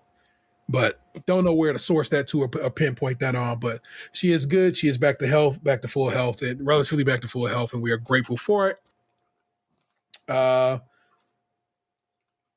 Kids are doing fine. I'll just leave it at that. I don't know to delve into that shit. I'm doing okay. I'm just ducky. I'm still out here. I'm still on my grind. I'm still out here exercising.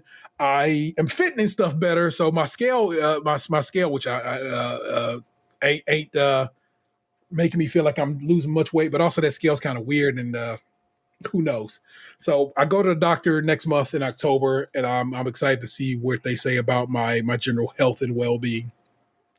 But that's I've been on it, man. Like I said, I've not stopped. I have not missed a day since the beginning of June, and I'm still out here on my grind, still out here exercising. And thank you for everybody who shows me love on that. Thanks for being an inspiration to keep pushing me to keep going. Because so far I've managed to keep going, and I hope I can keep going. So that's what's up with me in my world, the realm of T Diddy. And there you go, man. We're gonna catch our breath. We're gonna walk on down to the mean streets of Reddit, and we're gonna do some amateur asshole in just a moment. On a side note, I got Ben and Amber on Stitcher. Oh, nice. Are they podcasts? Mm-hmm. How is it? I like it so far. I listened to a couple episodes, but I tried to listen to it, and I sent them a message like you put your podcast on Stitcher, and then it was like a couple weeks that went by or a week that went by, and it was like they sent me a message like, here you go. That's dope. Well, I think, yeah, I think I'll talk. I think they fell out of my algorithm a little bit because I don't Yeah. see all their shit all the time. And Yeah. then like the only thing I remember lately that of theirs that I saw was like when they were telling their baby that when it goes to sleep they were gonna go fuck. Oh yeah, How funny. that was maybe they're getting back acclimated because they moved back to Chicago. No, they're moving to L.A. Well, they recently went back to Chicago. Oh, okay. It was like maybe a couple weeks ago. Like Amber was crying because she was moving away from her parents again. Yeah, they was leaving Atlanta. I saw that. Yeah. So I know they're about to head out west, and which is smart because she's an actress, and so that's just where the business is at. Yeah. It's only so much. Strike while the iron is hot. For sure. All right. You know how we gets down, people, man. We head over to Reddit. We gets down with some amateur assholes. Good time to be had. And also that means you're on the downhill slide of the show at this point. Not in a bad way. It just means this we're about to, you know what I'm saying? We're on the good part of the roller coaster where you start getting all the shakes and twists and turns. And they I don't know about all that. Mick Foley, like Mankind, all that. His daughter, she got popular amongst the wrestling fan community because she's like a cute girl, and so it's like she has like 1 million followers on Instagram and shit because she did a little modeling. She's been on like some of the wrestling talk stuff. Like her and her boyfriend used to always be front row, a lot of stuff. Well, she used to always take pictures of the two of them, like her and her boyfriend at like amusement parks, Disney World, all kinds of shit. And then like last couple of years, she's been like hasn't posted as much, and she talked about being sick and stuff. And then like lately, she's like really just kind of like been being more upfront about what's been going on with her. She started like an OnlyFans, but not like in like a nudie way, just like posting like bikini pictures and stuff like that. Because she says she needs the money to pay for medical bills for like out for treatment. Apparently, she got a concussion on a roller coaster at Dolly World 3 years ago, and so she's been like not been able to live her life to the same degree she could before because she's been dealing with symptoms from the concussion. That's terrible. You could just yes and my joke, man. Just come on, bro. Oh. I just thought it was an interesting story. Don't bring the party down, Jesus Christ. It was just a cautionary tale to be careful on roller coasters. Did you see this particular roller coaster is a breezy ride. I promise you, you'll be okay by the end of it. Did you see Mariah Carey was at Cedar Point last week? I did see the various stories about that. The first two kids of the Cannon clan, the OGs. First two that we know about. Oh my gosh, that's true. It was interesting. I think I was listening to it was either My Mama Told Me or Gossip Kings. Most likely, no. It was definitely My Mama Told Me. And they mentioned like, yes, Nick Cannon's like up to kid 10, right? But around there, yeah. Yeah. I know he lost one. Yeah, he did. Rest in peace to that baby soul. But what about all the strain she getting on the side? What about foreign, like some French woman he messing with? That's what I'm saying. It's like if people think that like Nick Cannon just started like popping out babies of Mariah Carey, well, I got some fucking waterfront property I can sell you. Yeah, am I the asshole for tricking my teacher who reads our text to class after confiscated phones into reading fake texts? He probably got some in Uganda. Am I the asshole for tricking my teacher who reads our texts to the class after confiscating phones into reading fake text? It all makes sense to the group. Mm-hmm. It's a weirdly written title because it's it might just surmise that they got a fake phone and put fake text on it, like a burner. I believe what they ended up doing was making sure that the teacher saw that they had their phone out, but the texts that are on the phone at that point in time were fake. Excuse me. But let us delve into that. I have a teacher who had this rule that if you were texting in class, he's going to read out the text. I think that's super invasive, especially because a text conversation is two-sided, and the person on the other side, especially, doesn't deserve to have their private shit read out. He also fucking snatches people's phones, which is so reckless because if he drops one, that's a lot of money. Like, I'm 18. I bought my own phone. I feel like that's just crossing the line. So I thought I'd play a bit of a joke and text it back and forth with my Google Voice account to write this conversation. Okay. Me, girl, what happened with Tyler? Jen told me y'all were arguing at her party. Them, oh my God, so much. You know how I always said he's basically like a carbon copy of me? Me, yeah. Them, I had 23andMe done and he's my half brother. Me, are you for real right now? Them, yeah. It sure was a challenge, but I tried to remember everything that happens for a reason. And I'm honestly feeling blessed. We made more in our first week posting on OnlyFans than we usually do in a month. Anyway, I went to class and acted like I was on my phone. My teacher came up and grabbed it like he does, and he started reading the messages out loud. He got to the last message. I was expecting him to get the joke and stop reading at some point, but he just kept reading. Then was like, "What's OF?" in a kids these days kind of time. I was like, I'd rather not say. And a few of my classmates yelled out to say it was OnlyFans or it was porn. My teacher suddenly connected the dots and was like, OP, meet me after class. This is the first time he hadn't spent a while afterwards mocking and asking more questions. He stopped dead in his tracks when he realized what he had just read out. After class, my teacher was asking me seriously if anyone involved was a student or under 18, and I said no. He was asking me for more info, and I told him, honestly, it's not his business. He read something private, and I wasn't going to violate a friend's privacy anymore. He kept on talking about how serious this was and how it was a crime. I told him that maybe it was, but it was none of his business. And nothing appropriate to read in front of people. He changed tunes and started telling me how he was worried about me being caught up in this and acting like it was normal. And I felt a little bad for lying, but also felt kind of in too deep.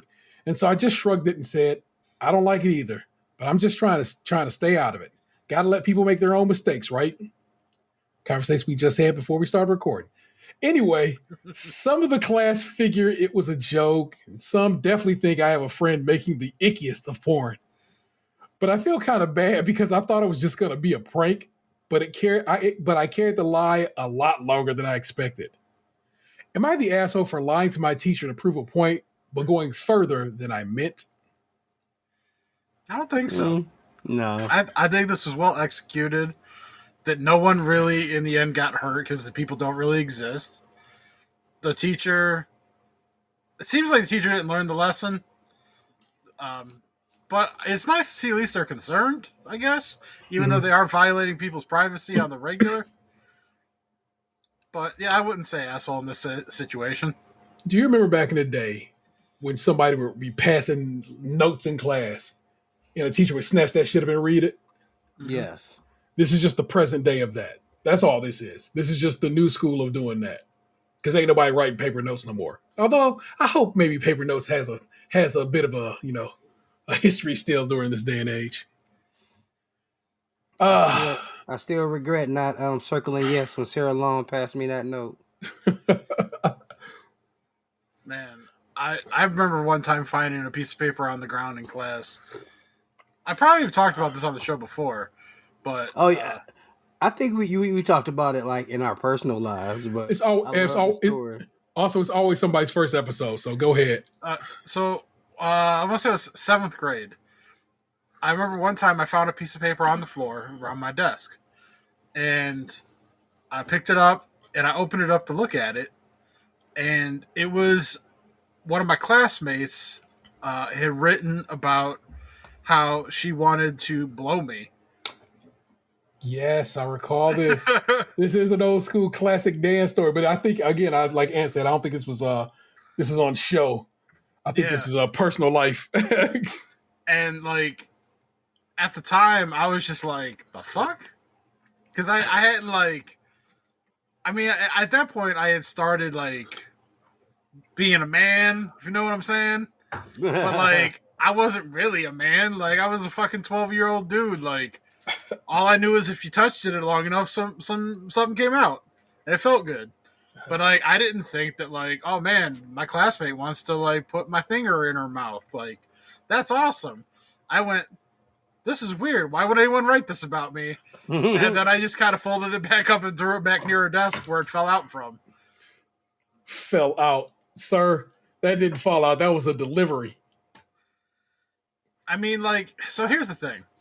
Back then, I wouldn't have been in, like, she wasn't someone that, like, I had a crush on or anything. But I had seen her on Facebook, like, over the years. And, like, she was definitely one of those girls that, like, grew up to be, like, way hotter as an adult than she was as a teenager. Respect it. To the other asshole, first comment, not the asshole. That's funny, and maybe he'll learn not to treat you all like kids, although I don't agree with texting in class, but that's another point. The OP response, thanks. Same actually. I actually do care about school a lot. I just feel annoyed at him because it's such a disproportionate response. Like risking breaking something that costs hundreds of dollars and invading someone's privacy, and worse, invading the privacy of the other person who thinks they're just having a private conversation. So, that is one look at this. Like I said, this one got nuked from orbit before it got too long because somebody was like, this is probably fake, and probably enough people thought it was fake that they ended up deleting it. I bet too, like they probably didn't want any like teenagers to get any ideas and start going, like becoming this a trend or something. Yeah. Well, there you go. I think we all agree. Not the asshole. Pretty funny if it's real. What does it say? Funny if real. You know what I'm saying? I guess that's how we'll word that one. And we keep it motherfucking. I mean, like, it's not far-fetched to being real. Like, for sure. Yeah, there's plenty of, like, fake text generators, like, and everything in this is completely plausible. Correct. Exactly. So, I don't know, but let's get on to another one and keep it moving. It turns out that person probably was an asshole, but not really an asshole because it's a funny joke. Just so you know. Next up, am I the asshole for still going to my sister's wedding after my husband canceled my plane ticket? This one makes me like, wowzers. Here's the situation. My husband, 36, and I, 30, have 3 kids, 2, 4, and 7. I am a stay-at-home mom full-time, and I take care of the kids while my husband works full-time. My sister's wedding was last week. We live hours away, which is an issue for my husband. When we first got the invite, he told me that he wasn't going, that he will stay for the kids, and suggested I do the same. Since the wedding doesn't allow kids, and my husband doesn't want to hire a babysitter after the one we had robbed us. What? We had gone back and forth on this, but I insisted on going since that's my only sister, and I want to attend what might be a once-in-a-lifetime event for her. He chuckled at my statement then we stopped talking about it. As the wedding was approaching, he brought it up and told me to miss it and stay with the kids. I suggested that since no babysitters were allowed, then I can get I can get my friend to stay with the kids, but he refused. I ignored him, spoke to my friend who agreed to watch the kids, and booked a ticket to travel to my sister's town in time. My husband found out and went on about how he had to work, and that the most logical solution is that I stay home with the kids and let him make his living. I told him that I already took care of the kids and they'll stay with my friend. Honestly, I grew impatient. The day of my flight, I dropped the kids off at my friend's place and then headed to the airport. I found out he had canceled my plane ticket. What? Son of a bitch. I was upset, but still insisted on going. So I went home, got into my car, and drove 4 hours to get to the town. At 5 p.m., my husband called, and he was freaking out on me, asking where I was. I told him I made it to my sister's town, and he blew up saying I wasn't supposed to go. Even said he had canceled my ticket to get me to stay. He demanded I return, but I said not until the wedding was over. He called me a horrible, neglectful mom, then had his mom scold me and accuse me of abandoning my own kids. There was a huge argument ensued when I returned home, and my husband kept on saying I was horrible to leave the kids and to ignore him like that and to do what I wanted eventually. He's giving me the silent treatment, and as of now, I can no longer take it. I felt guilty and did not enjoy the wedding at all. Was I wrong? Was I wrong for still going? A little bit of info here. My husband dislikes my sister, if it's relevant. That was relevant. She just put that in. Yeah. Is this person an asshole for going to their sister's wedding? No. I don't think so. She need to leave old boy though. That dude is controlling as fuck. For once, I didn't play that tune. Anthony did. I like to give y'all. I'm going to point that out to you, the long-term listeners. I mean, if you he stepped over his bounds like a few times. Like a habitual line stepper.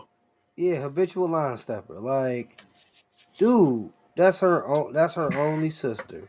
You don't get along with her, but guess the fuck what? That's not your sister. It's her only sister that we know of. We don't know if Nick Cannon met the mom. Yes, that's right. Nick Cannon bagged Kim Kardashian first. Respect that man. Anywho, and Nick, I know Lunch know that website where you see like whodatedwho.com or something like that. Is that it, Lunch? I mean, there's a bunch of those websites, but yeah. Anywho, Nick Cannon is the father of that child. She is not the asshole. And she needs to like straight up leave, dude. I don't know how many kids they got together. 3. Oh, yeah, there we go. 2, 4, and 7. Let's give you an update because this person did provide an update. So a lot of people on here brought up the possibility of my husband lying about the robbery that happened months ago and accusing the babysitter of stealing just so I can't hire any other babysitters. He was the one who discovered the robbery. I never saw or talked to her after he kicked her out. Upon reading the comments, I'm now suspecting that he made this whole thing up. I'm going to contact the babysitter to get the whole story from.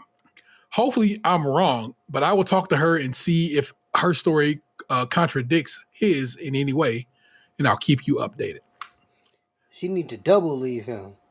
There are at least 3 glow-in-the-dark comments on this post. 4. I just came across another one. Let's run through a few of those. In fact, only glow-in-the-dark comments. First one. This is by Wayward Jinx. They are known as a participant. They don't really do a lot of participating in the old M and the asshole forums. Financial abuse? Yup. Isolating you from loved ones? Yup. Controlling behavior? Yup. Not the asshole, and please leave the asshole. He should be required to give you child support and alimony. You are not neglectful. Your children were taken care of. That's one glow-in-the-dark comment. The next one says, do you have confirmation that the babysitter actually robbed you? Based on how manipulative he is canceling your ticket, I wouldn't put it past him to frame your babysitter as an excuse to never hire another one again so that he can keep you trapped in your home. Oof. You know, people on Reddit be going hard. Yeah, they be thinking of shit I definitely, maybe my brain ain't as toxic as some of these people on Reddit because my brain doesn't even go there right away. That was like such a small footnote in the story that they'd be like, nah, this nigga dirty. All right, this one is a large one, but it's like basically they're taking point for point. So let's run through it. This is Curious Penguin Socks, who is also a participant. Please listen to what everyone is trying to tell you here. He is abusive. When we first got the invite, he told me he wasn't going and that we should stay for the kids and suggested I do the same. This is stage 1 of trying to control you. trying to make it about solidarity with him and what he wants. I want to attend what might be a once-in-a-lifetime event for her. He chuckled at my statement, then stopped talking about it. Of course he chuckled. He has his plan from that moment. He already knew he was going to cancel your plane ticket. After all, it's his money, right? You should really bill him monthly for all your services you do for him. He said he is saving a fortune. My husband found out and went about hard work, and the most logical solution is I stay home for the kids.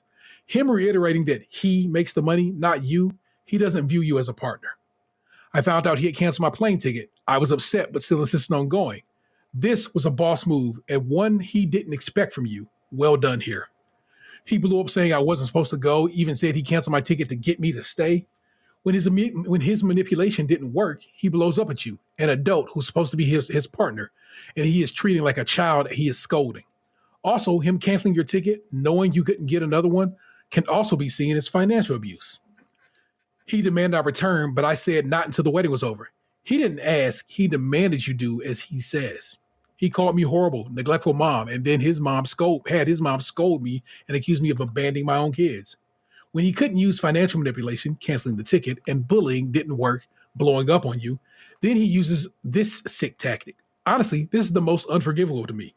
Added, he also told his mom on you so she could abuse you into submission. This is not how you treat a partner. I felt guilty and not enjoying the wedding at all. This was his ultimate plan. When he couldn't force you to stay home by canceling your ticket, and he couldn't bully you into coming back by yelling at you, he then called you names and ruined your time because he knows he can use your guilt to his benefit. Even though you didn't stay at home like he asked, he made the event so terrible for you that the next time you won't resist as much. These are all in the abuser's playbook. The fact you are asking if you're an asshole for going to your sister's wedding is everything we need to know. His abusive tactics are working, but not fully. You drove to the wedding, and then that is hopeful that you really don't want this kind of life. You also have to consider this is teaching your children. Your sons will be thinking this is how they should treat their future SO, and your daughter will think this is what they should expect from a relationship. It's damaging to your kids. You are not the asshole, and if you are in a healthy relationship, you would know that. I really hope you reconsider if this is the life you want for your children. ETA, thanks for the kind. Oh, all the people gave them a bunch of awards, and they're thanking people for the awards.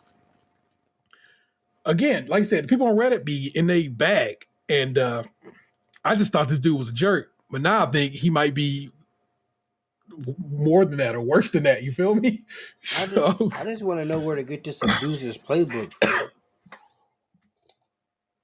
Last one. This is by Maestro Primus. He's a colorectal surgeon. Not the asshole. It's your sister's wedding, so you get to go. He can take a day off. You arranged childcare with a trusted friend. They were fine. You are not neglectful. Your husband canceled your ticket without telling you. He ignored your wishes, and he does not get to complain that you ignored him. Easy as that. Oh, good gracious. Last one. This one speaks to your boy. I'll just put it to you like that. Am I the asshole for confirming that my wife comes in second place? My daughter is 14. The divorce between me and her mom is still an open wound, but we try our best to make everything feel as normal as possible with the split. I remarried to my wife, Isla. My daughter isn't mean, but she does not view her as a mom, which in my opinion is okay. As long as she's respectful, which she is, they do plenty together. They go out, took an interest in cooking together, watch shows, etc. I've told Isla to be patient with my daughter. If something is wrong, I'd expect her to come to me, and I will talk with my daughter and make sure we resolve the issue. But as far as the harsh parts of parenting, that's up to me. So the other day, my daughter came to see me saying she wanted to go to her mother's. I asked why she did because she looked upset. She said to ask my wife. I called her mom, and she said she'd pick her up, but hasn't heard any issues from my daughter. My daughter's birthday is coming up. We're doing a quince for her. She's very excited. So Isla went to my daughter saying that she wanted to have a quince just with us, meaning without her mother or family. When my daughter said she wanted her mom there, especially because of how big a deal this is, and Isla was pretty much trying to force the issue, telling her that she can do one here and just as big. I don't understand how that's written. My daughter asked why she's trying to leave her mom out of such an important event, and Isla got mad at her for that and accused her of being bratty. And if she wants her mom so bad, she should go there. Oh no. I was so confused because what the fuck? What argument even is that? First of all, there's no reason she went behind my back and told my daughter. First of all, there's a reason she went behind my back and told my daughter. Second of all, she's not my kid's mother. And the more she tried to replace her, the more my daughter will resent her. Third of all, she's never welcome to insult my daughter because of her issues. And I don't know where and why she thought this would fly. I told her this, and her argument was that she wanted to be noticed by my daughter and why I care so little about her feelings. I told her my daughter notices her and they go out on girly days weekly. They go out, watch movies together, etc. My daughter has been plenty inviting to her. Frankly, I'm surprised at how well she's opened up to her, but now she will have to earn her trust back. She asked why I keep taking my daughter's side and not meeting her in the middle. I told her she's wrong here. Simple as that. I could have if she didn't do it like this. I told her that if she expects me to turn on my daughter, she's out of her mind, and my daughter comes first in any situation. She started crying and accused me of saying she's in second place, to which I confirmed. I would never want her to put me over her kid. She left and now isn't speaking to me. I've asked my daughter if this behavior was consistent. She said that she feels like Isla makes it a point to not talk about her mom, but nothing this extreme. That's where that wraps up. No, you're not the asshole. That dude actually sounds pretty level-headed.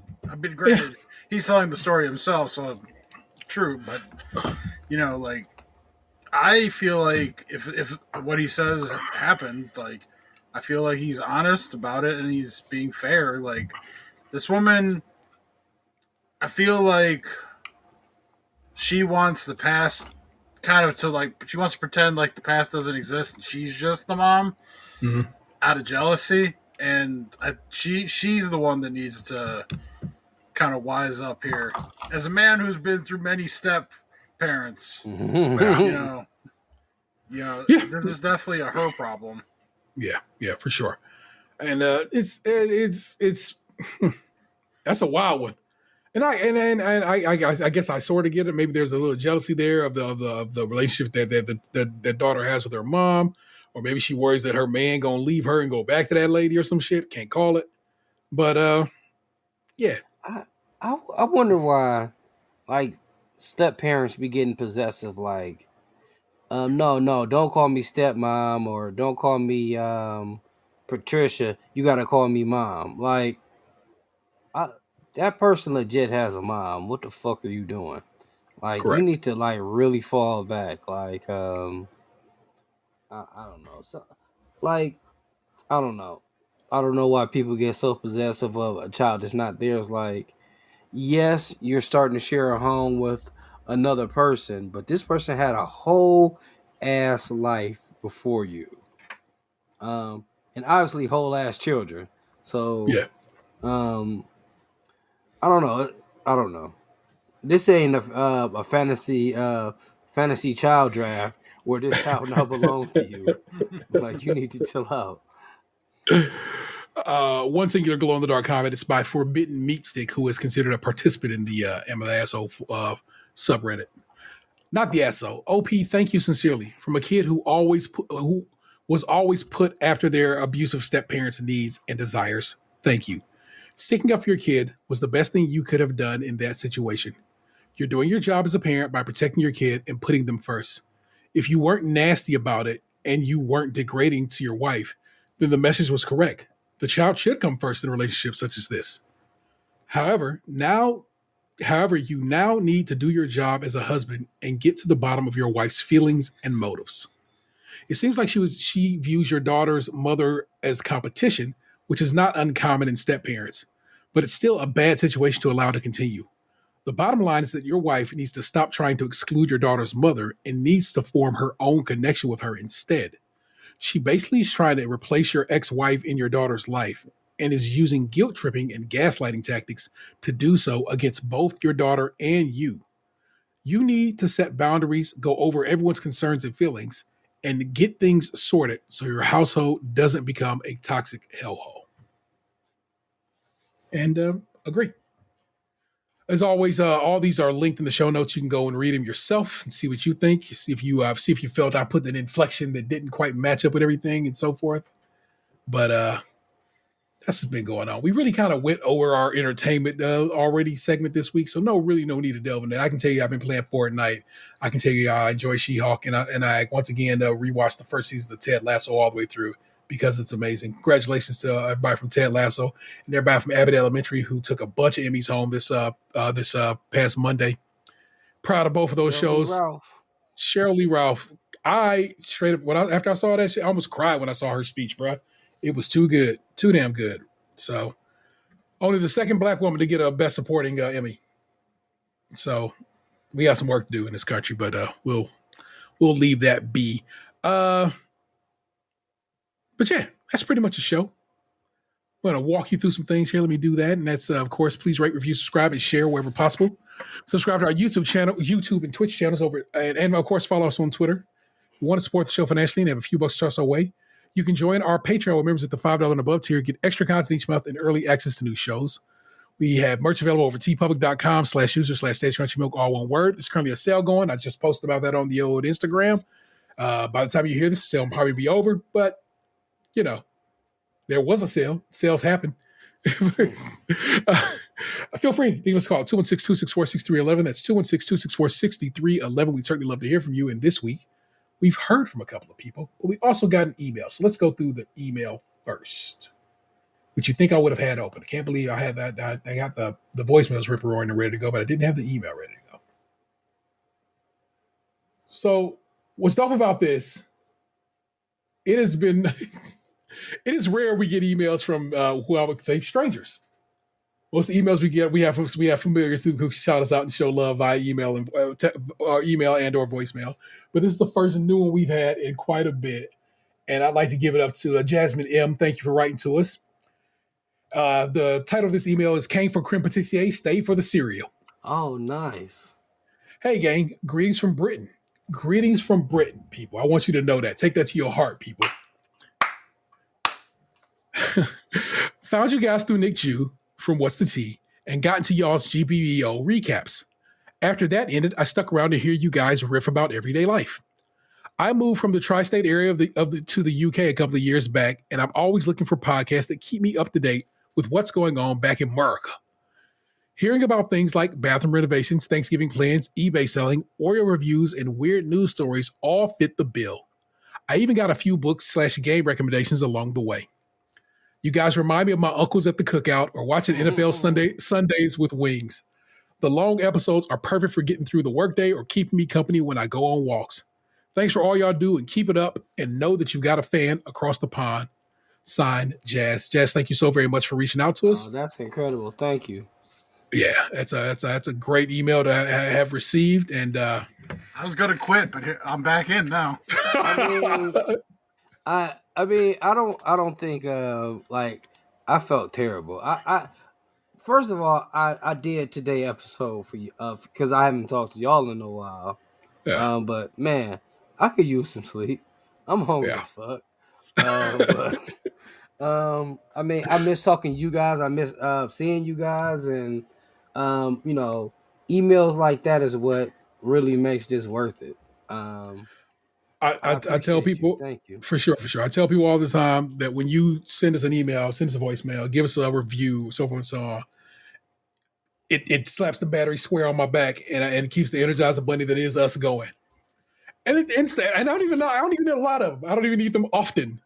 Just every so often, a little pat on the back, and I go, "Hey, man, thank you."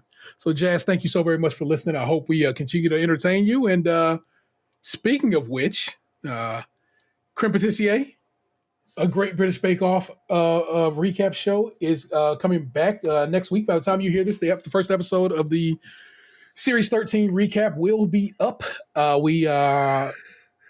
We will once again be joined by Nick Jew. We are talking about maybe having guests. I don't know if that's going to be if that's going to play out, but we might. But that show has started back this week as we record this Tuesday. It's Tuesdays in England and in the UK, and Fridays in the rest of the world on Netflix. And so we get that episode here in about 15 minutes from where we're recording right now.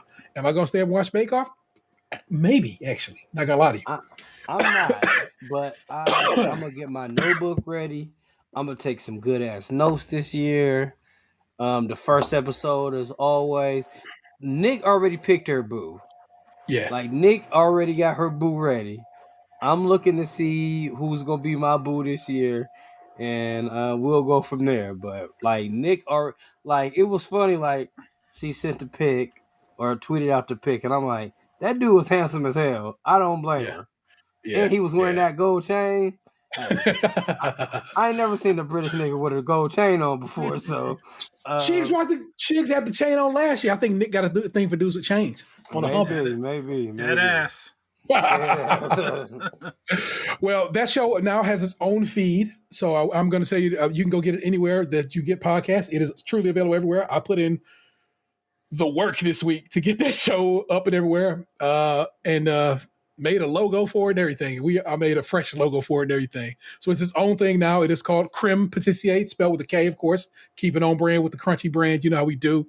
Creme Patissier, a great British break-off recap show. A great British bake-off here. You know what? Let me get a fucking title that I had to write the other day.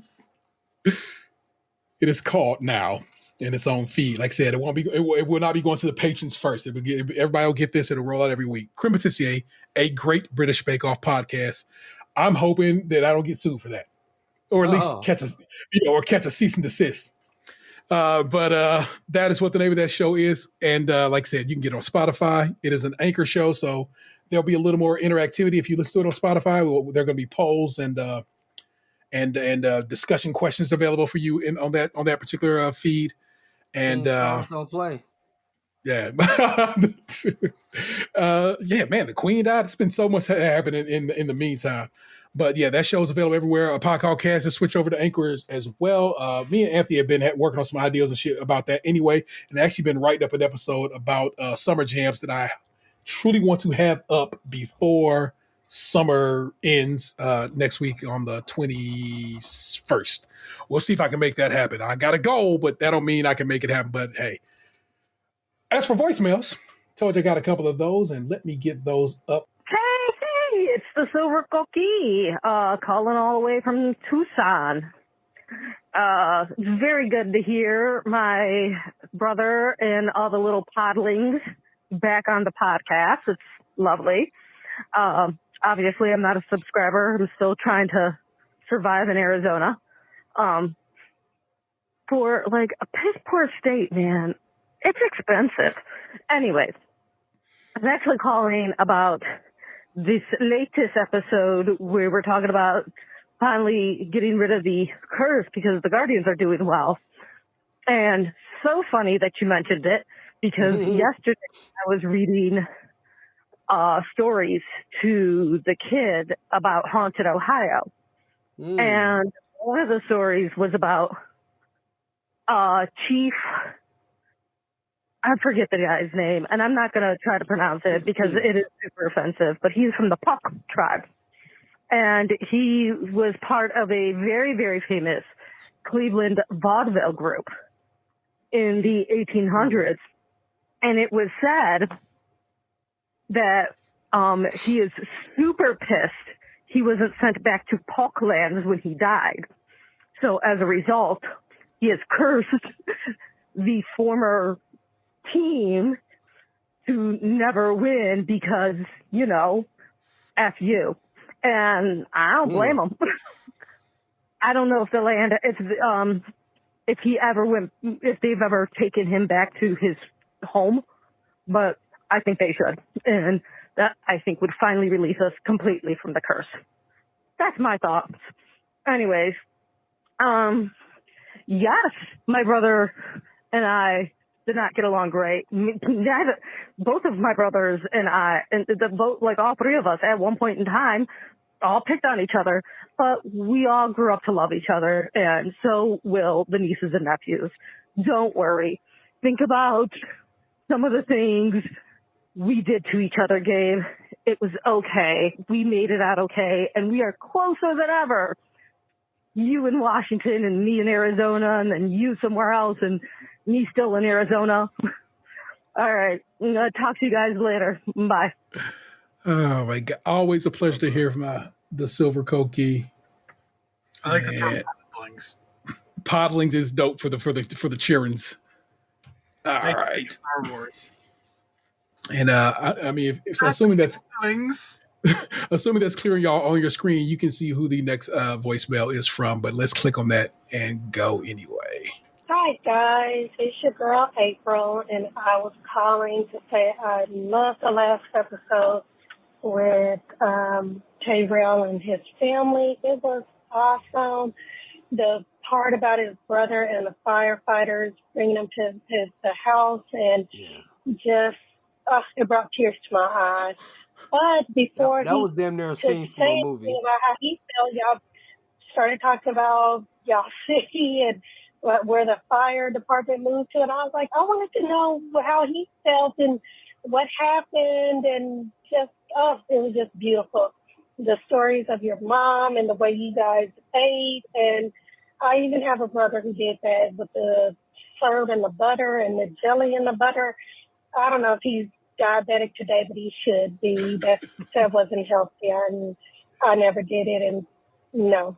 But it was an awesome show. I loved it. I enjoyed everything about it. Your family sounds so amazing. Such a beautiful, wonderful experience you shared with us. And I don't get to say that I loved Over the Road with Gabe and his wife and the kids in the back.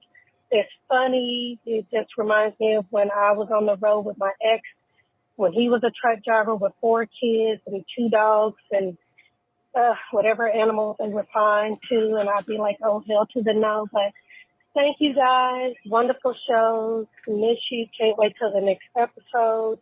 And you guys take care. And again, it's your girl, April. Thank you. Talk to you later. Love you. Bye-bye. Oh, thanks, April. Thank you. It's always so dope to hear from April. And it's and like Box pointed out the last time, it's so funny to go from nervous, shy April the first time she gave us a call to now April is like, man, what's going on with y'all? Are y'all holding up good? Good. I like to know that. And I'm like, it does my heart good to know that she has been riding with us that long and considers us, you know what I'm saying, her internet folk, and reaches out to us. And I think that's dope. Thank you so much, April. I've been telling people because you weren't the only one to hit me up about that episode. Several people hit me up about the episode, so it must have spoke loud enough that I had to tell my mom and my brothers and sisters that they did really well. Yeah, your mom was definitely a star of that show. It was. I mean, your sister, spoke up some. Your brother, really was just the ad-lib king of that show. He really didn't say much, but like. It was funny when what April was talking about some of the things you ate. I had never heard of, getting every single soda, that being called a suicide or a kamikaze. Man, I learned that from my stepmom at Taco Bell when I was a kid. Man, it's just interesting. Your mother has the sweetest southern, like slightly southern drawl. But that she would be willing to drink the shit that y'all done brought home with every single soda in it too. But I guess that's what y'all brought home. She didn't have no choice. Yeah, I mean she put us onto that shit. I mean, so I was like, I don't know, can't call it. But I'm glad that episode seemed to speak to y'all. You know what I'm saying? And like I said, I will definitely. I have shared everyone who has shown my family love that information with them, and I will do the same for this one. April, thank you again for that. And just like that, I think yes, we have gone over all and so forth and so on. There you go. Like I said, you too can give us a call 216-264-6311, 216-264-6311. That's basically for all the shows. If you're calling about the Bake Off, if you're calling about Skim, if you're calling about Podcast, that's the number to hit up, because I ain't trying to have 3 fucking numbers. I'm just not. I ain't trying to deal with that nonsense. Because trust me, my phone rings when people call the Skim hotline, and I'll pick it up sometimes like, who the hell is calling me from X state? And it'll be like I'll hear somebody say their name and like, oh, that's going to the Google number. Let me hang this up right quick so it'll go to where it needs to go to. So no more of that for me. Thank you. Our missing man is the real ODP. He just happens to be in a part of Washington State that is not conducive to him podcasting with us. Worry not. Whenever he is not on the show, he and the missus are trying their best to make sure they put down an on the road. And I got so many on the roads that I literally just need to make show art for most of them and start just pressing them out. So I'm gonna try to hit you hard with some on the roads. Also, I recorded a quick little a little on the road we tried on my way back from Virginia, where I tried a Sour Patch Cherry and Sour Patch Cola Bubbles, and Cola Bubbles was a Australian exclusive flavor for the longest, and now I got those from a 7-Eleven in Virginia, and tried them eventually on the road as I was driving home. And that's like just a little quickie. I recorded that on my phone, so it's not going to sound glorious, but it is done, and I'll have some art to post for you guys. And the kids trying with you? No, if you when you listen to that episode, and I'll send it to you guys so you can hear it if you are so inclined. Leah's sitting shotgun with me, snoring like Gabe's dog, snoring so loud. So Xander's in the back, basically passing me up the bags and so forth and so on. And he tested a little bit, but he wasn't trying to get in on the action. But so no, that's basically more me for about 7 minutes telling you what I think about this particular snackage. So the other day I was picking the boys up from school, and I had stocked at Sheets before I picked them up, and I seen that they had the pumpkin Reese cups out. Yeah. So I got them a bag, and both gave them one, and I thought about some of our conversations in the past about how Reese, like the ghost and the pumpkins and the snowmen are all better than Reese cup propers. And like Junior was like, bullshit, man. They all taste the same. So I really I'm gonna have to do a retry with them because I feel like right now. Don't be disappointed in him because when I was on the phone with my friend Chris, right away they was like, "Hey, can we have a Venom figure?" I was like, "I'm not talking to Dan right now. Chill out."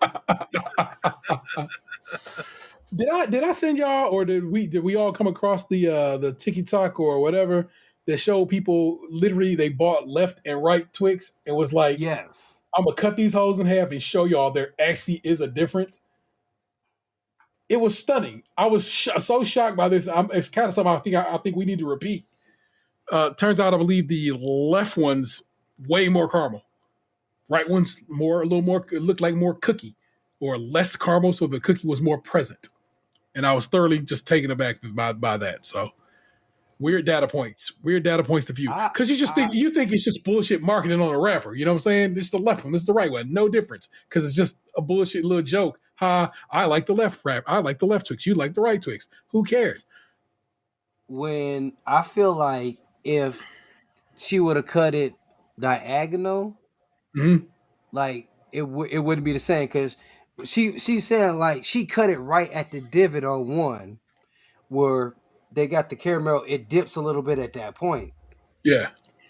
The other one she cut was not at the divot, so it looks like where she cut it at, there's more caramel in there, but it's really not.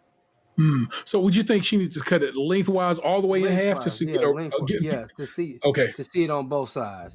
Because like the way the Twix is made, like if you freeze it, you can bite out the caramel, and in the middle of the cookie, it's like 3 different little holes. Yeah. So she cut it right at that point on one of them, and then the other one she cut it at a normal point. It's the data you get when you holler at people who review food semi-professionally. We've eaten Twix. A lot of Twix in our past, so we know the game. There you go. That's Tatum 216. Yes. Thanks. Lunchbox 20. That's Lunchbox 2099. Can't confirm.